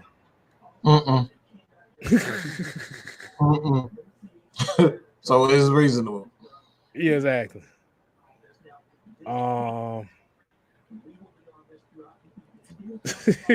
Matty Go said, I wish Kirby would recruit someone like Bryce Young instead of these bum-ass manager quarterbacks. Hey, you goddamn got 4 and 5 star guys in the waiting right now. Again, let's stop with the labeling guys heroes and greatest of all time. No. We literally saw last year. We saw it with Eason. We saw Eason. Eason was tearing shit up his first year at Georgia. Oh, I give you a perfect example. I'll throw another quarterback in here to give you a perfect example. I don't think a lot of people know this name, Spencer Rattler. Yeah, I know. I know you know. But remember, Spencer Rattler was one of those quarterbacks that came in this year as a Heisman favorite. Now this dude in the transfer portal looking for another team, another college to go to. Bro, it's only that. Because he got beat out by a freshman. That's just real, bro. Your boy, even like I said, Tua came in ripping that mug his first couple of years. Couldn't stay healthy. He got drafted high just based on potential, based on the numbers he put up at Alabama. The numbers he putting up at Alabama. That's it. And he's like 50-50 right now in Miami. They looking to get rid of him. They looking for any way possible way they can get rid of him. They looking to get rid of him. Right. CK22 here said, just as AJ Stott was hurt a little after one performance against Jamar Chase, could we see a similar drop in Jordan Davis's stock? The way people overreacted, you would think so. His stock has never gone anywhere. He's a defensive tackle. He's a nose tackle. He was never going to go top 5 unless he put up some incredible sack numbers. Y'all got to look at what he is. He's a defensive tackle. He's a nose tackle. That's what he is. So his stock was never going to be that high. That's why you look at players for what they are, not what their team is. See, like I said, his stock will not drop as much. But like I said, they're gonna make him drop down about 325, 330.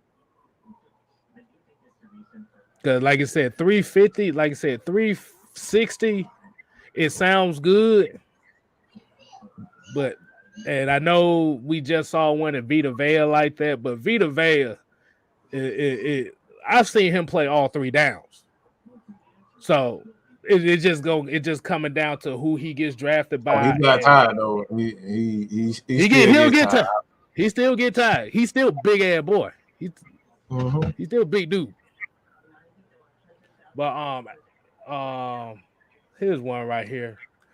And John, we don't do tanking around here. We don't encourage tanking because tanking. If you are imploring tanking, you might well not even watch the rest of the season.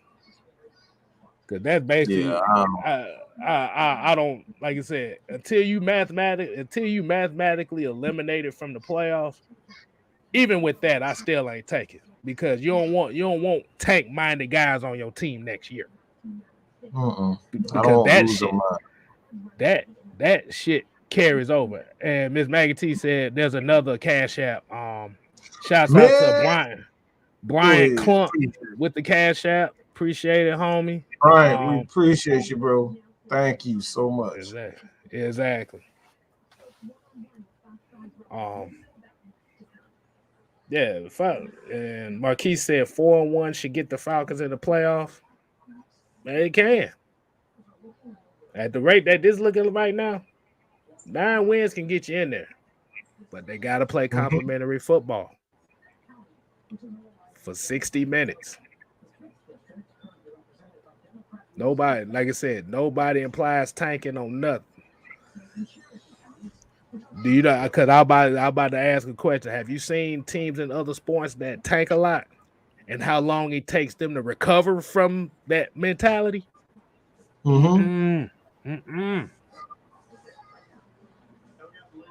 just don't understand why you want to lose to depend on a young guy. Especially when you ain't got your foundation set. I can imagine if you had a solid foundation and we was losing. We ain't got that yet. We developing that while we're playing. That's what Richie Grant. That's what Kyle Pitts. That's what Jalen Mayfield, Drew Dahlman. Those are the guys. Ogundeji, Taquan Graham. That's what these guys are. They setting them up to be foundation pieces for the next few years. So you're actually seeing these guys in action and getting some time under their belt instead of having them sitting behind somebody. And if you got to get rid of somebody, now you don't know what you got. You know what you're getting right now. Boom. Next year, they could step it up to a whole nother level. That's why I said taking this for squares. I ain't never been up. Enjoy anything about tanking. If we just suck, we just suck. I'm not gonna lose on purpose or try to trade every piece. Right. Because that's why I said you had them tank-minded players on your team. They don't do nothing. Then, like I said, your team is gonna end up being worse next year. Hold on. I want to get this one. He said, if the Falcons made the playoffs at 8-9 and lose their first playoff game and drop down in the draft, what have we really gained? The fact the Falcons. So basically, what he's saying is why I say the Falcons need to make the playoffs. Motherfucker, the Falcons ain't made the playoffs in 3 years. For one thing. Second of all, you actually have a below average team right now. And if they make it to the playoffs with the team that we have to make, the ragtag team we got right now, tells you that the guys we got under contract and the guys that you could build on in the draft can make this team a lot better in the next couple years. And then even if they make the playoffs at 8-9, why don't you just say, what if they win their first playoff game? We can't sit here and look at this team and expect the worst every time. I see people expect the worst out of this team more than they expect the best out of them. Because 8-9, that don't guarantee they're gonna lose their first playoff game. I just don't understand that. I just don't understand. I hear more. I hear more people talking about what if they lose instead of what if they win.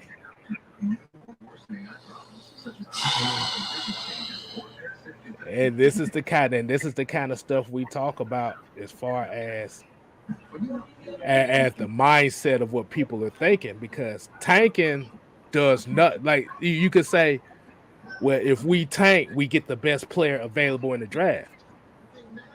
But what if that best player in that draft doesn't pan out? He could pan out or he could not. Draft. You gotta look at the end of the NFL draft is like the NBA draft. You don't know what you're gonna get out of a player.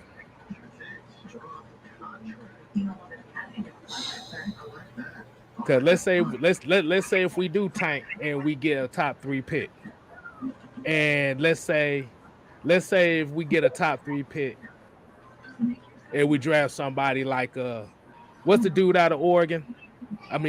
What's the dude out of Oregon? Thibodeau. I'm just using this as an example. Yeah. Kayvon Thibodeau. Let's use this as an example. So what if you did all that tanking to get that player that now you're invested in, and he ended up like Jamal Anderson back in 2007? What does that tanking really did? Or what if you tanked to get a quarterback like a Desmond Ridder with a top 5 pick? And I love Desmond Ridder. Like I said, I love his game. He's my favorite player coming out this draft this year. You wait 2 years down the line and you find out this dude can't play quarterback. Is the tanking really an investment? Is it really an investment to succession? It's just as big as a gamble. Actually, it's a bigger gamble because now you done threw away a season to get a player that don't do shit. That ain't gonna be nothing good for you. And then you got a plan for the future. Because the guy ain't no good. So you got to end up letting this guy walk because you don't want to give him a contract, because the contract is gonna it won't free up. It'll give you it won't give you the opportunity to go out and sign guys to build around the other. So you don't want to. There's just so many things that just goes into drafting, and like people don't understand the draft process. Oh my God! See, Horn, you shouldn't have said that name. And this is the problem that we always have. He's like, y'all understand you can never be too sure in the draft, despite what Mel Kiper and them say. You said the wrong name in that sentence alone.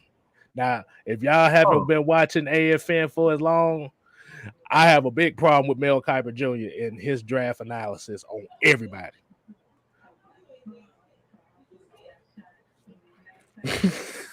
But yeah, like I said, there's actually been more late round picks that hit than early round picks. Y'all do realize that, right?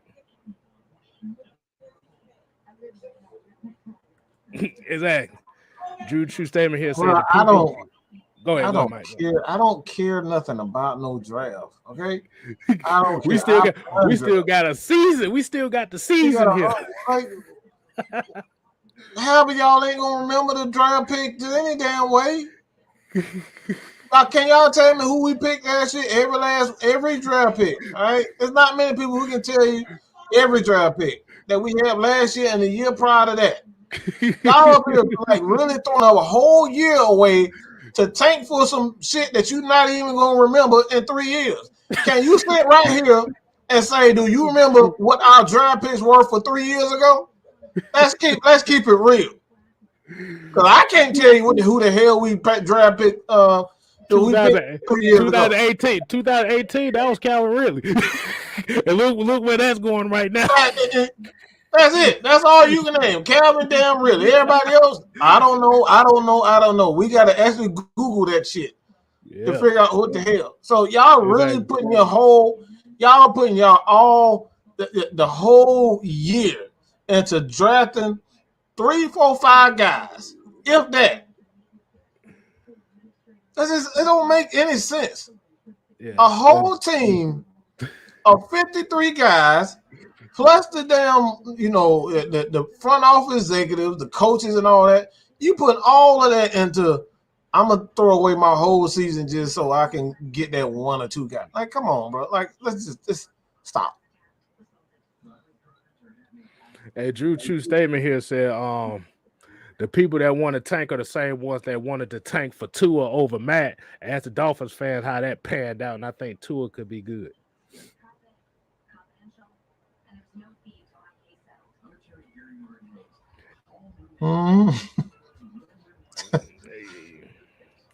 Look, man. I heard Baker Mayfield. I heard Josh Allen. I heard Tua. I mean, right now, the best quarterback that look like they got drafted the last couple of years look like Justin Herbert right now. And guess who his mentor is? The same guy that most of these people hate. So,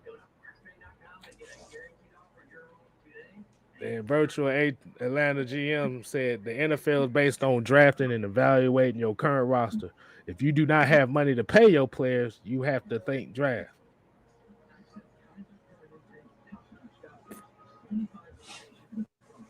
Yes and no, because even with that, like I said, we only got $28 million coming in the next year.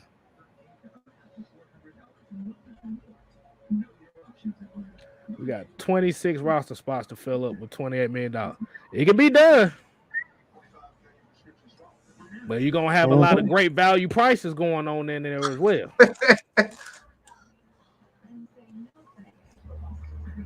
So, oh God, I will put this comment up here, but Mike, I know how. Hold on, I'm gonna hit. He's like, LeBron makes the playoffs majority off the time, regardless of the team he's on, because he's the best player on the. You gotta remember, the NBA is a individual sport, masquerading as a team sport. So when you got one player that can dominate literally all phases of the game, especially LeBron's case, it don't matter. It don't matter. You got 5 guys on the court you got to worry about. Football, you got 22 guys on the field you got to worry about. There's a big difference. 12 people on the lineup in the roster. 53. There's a big difference.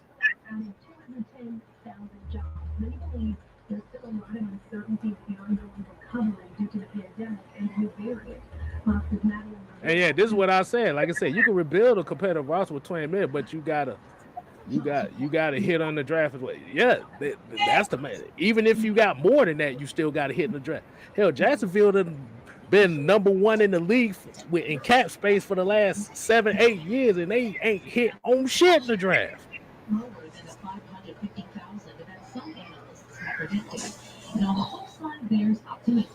All the money in the world still trying to hit on the draft. They made the playoffs once in a. They made the play. I think they made the playoffs like maybe once in the last 9-10 years.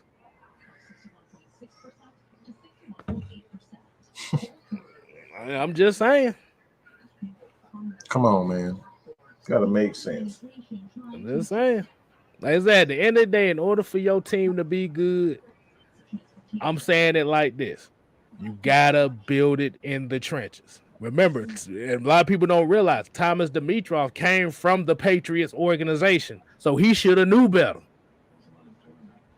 Did y'all know that Dimitroff came from the Patriots organization? That arrogance. Did y'all? I'm gonna ask people in the question. Did y'all know Dimitrov came from the Patriots?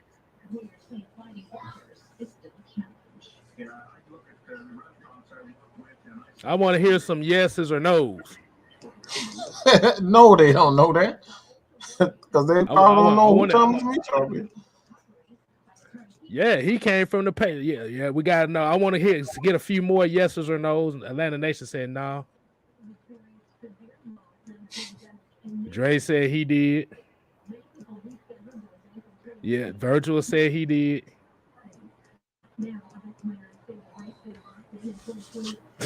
Devon said, "Please don't bring that name up no more." Yeah, but there's a lot. But yeah, so if he knew what worked in New England, he said, "Yeah, he was a scout." What? Yeah, he was a scout, but at the same time, they knew how to build a damn team. He still knew what it took to build a team. This dude came over here and tried to do the complete opposite. Instead of building the trenches like they did in New England, he tried to build the skill players before he did the damn trenches.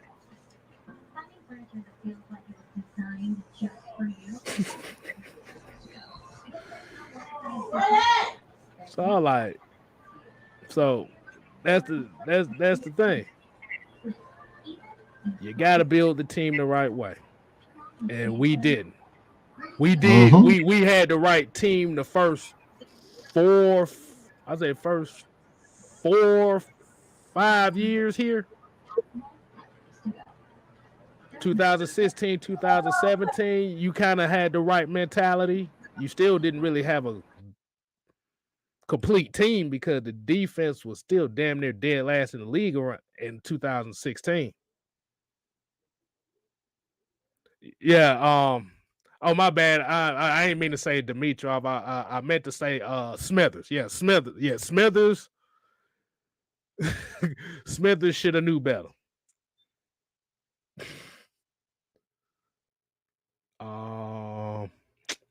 Let's see. Hold on. I guess Smithers done made Mike so mad he got his ass up out of here for a second. So yeah. So tanking is out of the question for people that really want to see a winning product. Tanking is not an investment. That's just like spending $150, $200 on lottery tickets every day and hoping to hit big. That's what tanking gets you. So, well, you got too much more to say around here. We're gonna go ahead and wind this down. Definitely appreciate everybody tuning in on this post-game show. Be on the lookout for Kicking It with K-Styles tomorrow, as well as the heavy hitters on Tuesday. Oh, Mike then came back. We closing it down. Oh. We hitting on 2 hours. We hit past 2 hours anyway. So, damn. Yeah. So, like I said, be on the lookout for Kicking It with K-Styles tomorrow, where we will finish up the conversation about this game and other Falcons news. Hopefully, we get some news. Some good or bad news. We just need. I'm surprised. Look. I'm surprised we ain't talking. You know what? Before we leave, just for a couple minutes, I'm surprised we didn't talk about the. I'm surprised people in here didn't talk about the rumors about Calvin Ridley being. They did. I just ignored the motherfuckers. I saw. We can talk about that. We can talk about that tomorrow. But we'll definitely continue on to that. We talk about more so on what we took from this game. My ass, like I said, we get some Falcon news, we let y'all know. Mike, you got anything you want to talk? You got your final thoughts you want to talk to the people? I told you so. I told you so. What am I talking about? I told y'all so. Been saying this since after the Clemson game. I told you guys that Kirby Smart was gonna Kirby it up, and he's gonna put Stetson sorry ass in the damn game. He was gonna do it. He was gonna run him, and he's gonna try to build him up like he was a goddamn Lego. You know how you just build up them big old Legos? You just try to make the legs bigger and the arms bigger and bigger and bigger. That's what he tried to do. He tried to do that to Stetson. He just tried to make Stetson a superhero. Tried to build his confidence, and it cost his team the SEC championship. Exactly the way I thought it would go down. Everybody like, no man, JT was going. He won the job. No, that's not how Kirby does. Kirby don't give a damn about nothing outside of what he wants, and what outside of that program and them executives, them ADs, and everybody who really run that program. He's a slave at the end of the day. He don't give a damn about those players. Let's just keep it 100. He don't give a damn about those players. Because if he actually gave a damn about them players, he would have set his short ass on the damn bench. Like you trying to tell me, looking at Stetson Bennett, what the hell good is he? What is he good at? What the hell is he good at? Running? Hey, you know, my nickname, I always call him Elroy Jackson. He's Elroy Jackson. That's all he is. That's literally what he is. He's good at nothing, and y'all trying to tell me it was literally. I'm gonna keep it 100. It was disrespectful to Alabama to say I'm gonna put Elroy Jackson in at quarterback and think they were gonna beat him. Come on, be real. Y'all really thought y'all had a chance, Georgia fans, with Stetson Bennett? I'm not. Look, y'all see me all the time.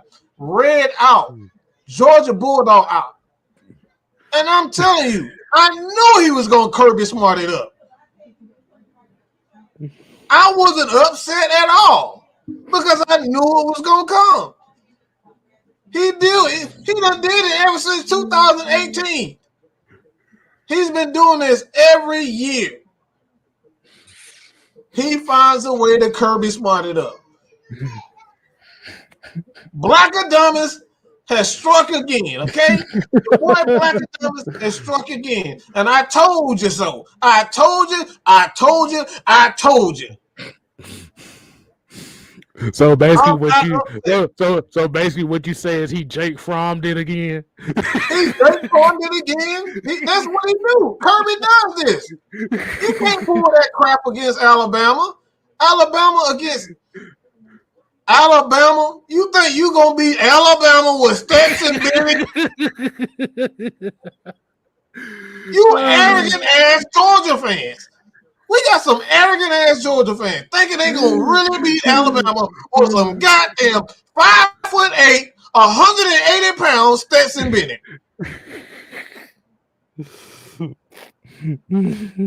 All about as dumb as the damn Super Bowl,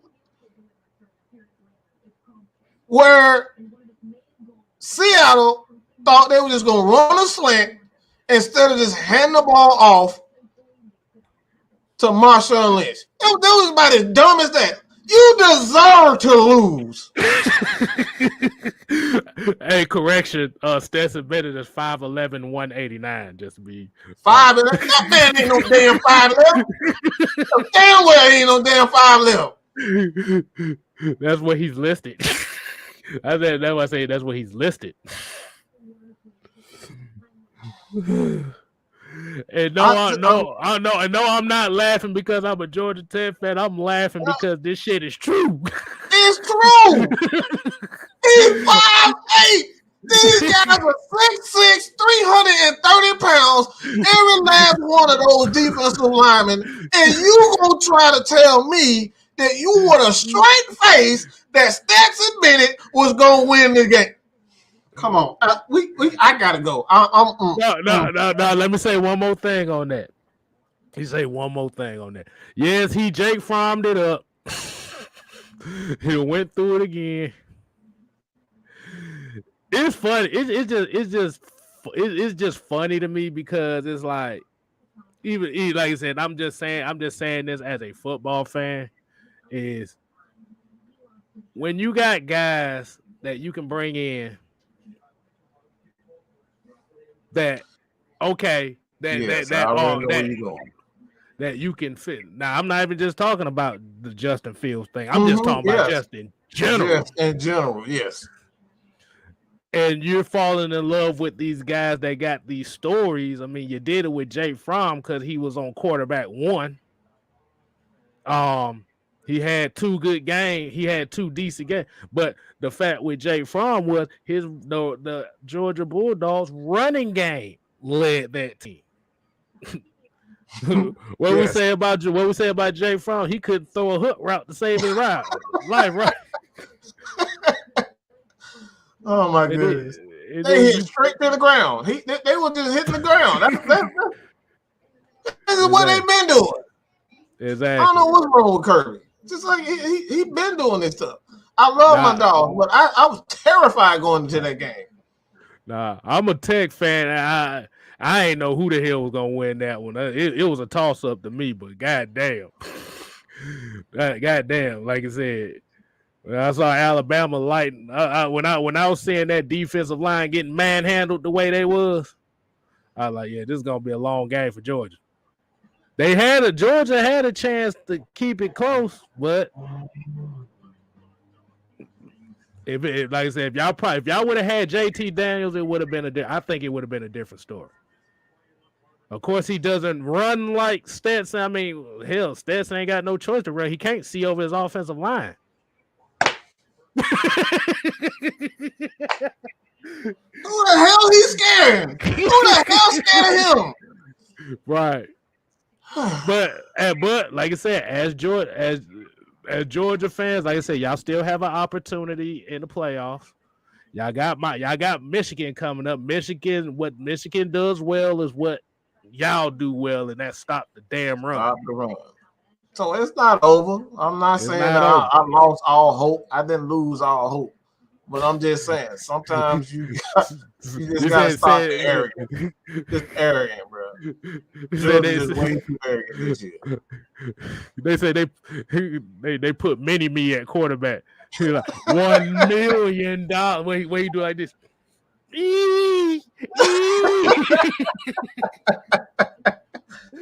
Oh man. Hold on, let me do it one more time. So every time y'all see Stetson Bennett about to drop back, I do this from now on. We're like, wait a second. $100 billion. No,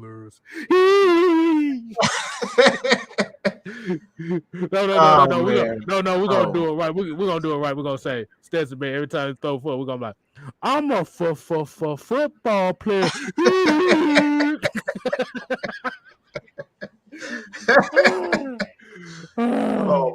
I'm sorry, bro, but I'm telling y'all to be honest with you. If y'all didn't have that tight end out there, boy, y'all have got your asses blew the fuck out. Blew the bluckety bluck out. Okay, bluckety bluck out. With Brock Bowers. Brock Bowers out there. If y'all ain't had Brock Bowers, y'all got blew out by fucking 30 points. Let's be honest. Because that's the only person Stetson Bennett gonna throw the ball to. Alabama figured that shit out, boy. He could throw that shit to nobody. Nobody. Yeah, y'all asses thought he threw like damn 4 touchdown passes against Georgia Tech like he was gonna take that shit against Alabama. That's why I said we suck. We ain't got no 5 stars. Yeah, that's it. What'd you say? Kirby went with the same game plan against Georgia Tech into Alabama. Oh my goodness, man. Lord. But yeah, like I said, just to answer that question, JT Daniels, I'm just like I said, I ain't got no dog in the fight, but JT Daniels should have been a quarterback. He can at least like I said, you got somebody that can at least see the defense. And that's just honest. Like I said, not trying to be funny, but you playing against Alabama. They got big, humongous dudes all over them. Their speed is different Boy, from whoever Anderson is a motherfucking beast on that defensive line, number 31. Yeah.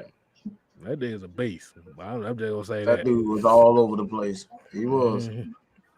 But he been doing it all season though. But yeah, the college playoffs is gonna be interesting. Alabama versus Cincinnati, Michigan. At least we get to see two different teams this year. Yeah, instead of saying the same stuff over and over and over. Well, technically three different teams because I could throw Georgia in there too because Georgia ain't in there every year. That's an interesting matchup. Like I said, Michigan and Georgia is going to be an interesting matchup because I thought Michigan was going to struggle a little bit against Iowa because for some reason Iowa always play good in big games. They just stomped shit out of Iowa. I was like, God damn. But you get to see two different types of matchups. But if everything goes the way it goes, it's going to be Georgia and Alabama again. That's what I was thinking anyway. It's gonna be Georgia, Alabama again. Cause I love Desmond Ridder in Cincinnati, but they gotta have a perfect. They gotta play perfect. They make one mistake, they gonna lose by 14. And I don't think Michigan. And like I said, I know Don probably white because Don's a damn Michigan fan too. So you and him about to be talking shit.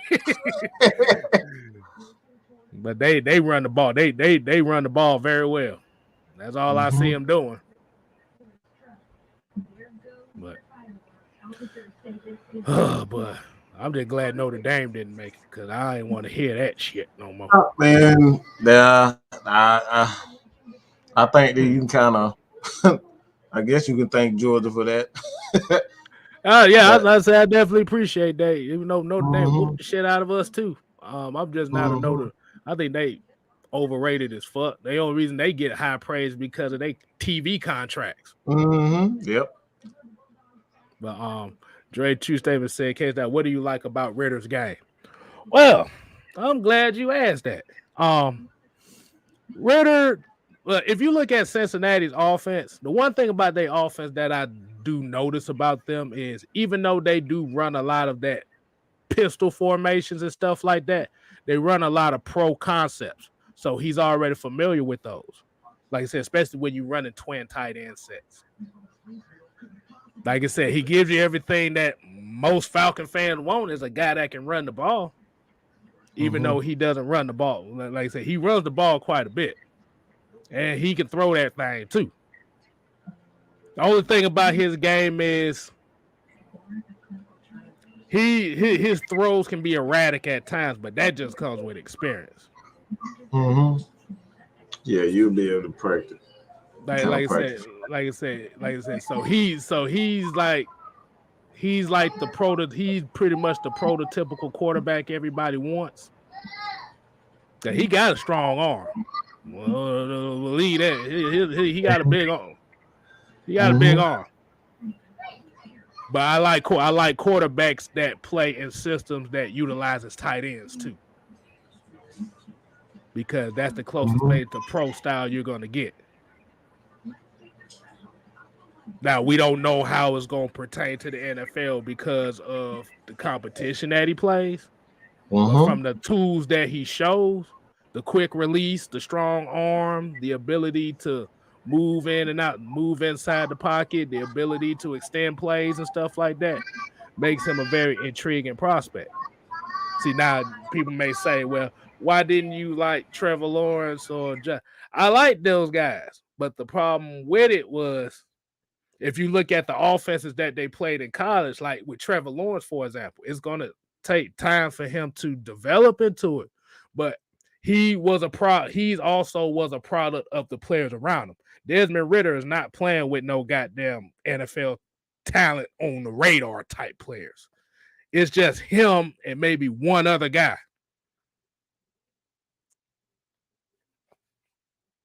So, but he's gonna get his biggest test against Alabama. And if this game ends up being closer than most people think it would, Desmond Ridder gonna be the number 1 overall pick. But only if that.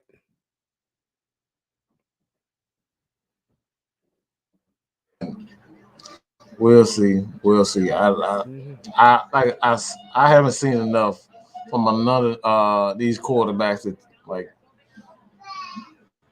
to kind of gauge on where that be going and what I think on it. I just haven't seen enough.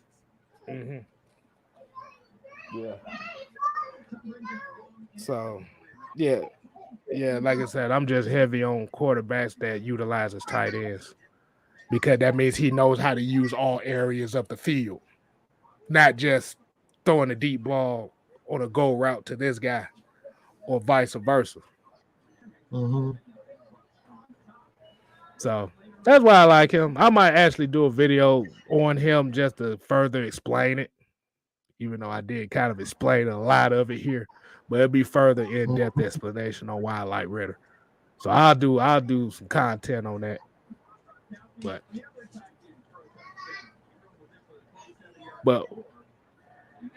like I said, we're gonna go ahead and end the show here. Like I said, tune in to Kicking It with K Styles tomorrow. We might talk about the Calvin Ridley rumor that's been going out there. Just letting y'all know that now. So until next time, we red and black over here. Win, lose, or draw. You're gonna find AFN on here regardless. Mm-hmm. Your boy 6-Man K Styles. Y'all make sure y'all continue to subscribe, support 6-Man K Styles on my channel, as well as if y'all new and y'all ain't subscribed to Mad Mike Sports or Mad Mike Network, you subscribe to that as well as Atlanta Falcon Nation. We're trying to get 2,000 here and do the damn thing.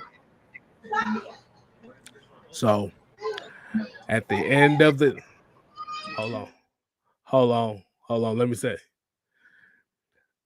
Well, I'm going to just give you the preview here. Let's just say the rumor was Calvin Ridley was at the SEC championship game on broadcasting at the SEC championship game. So we're going to find out if it's real or if it's something made up. Until next time, until tomorrow, we here at AFN. We ain't here to play. We here to stay. You ain't got to go home. But you got to get the hell out of here. Ooh.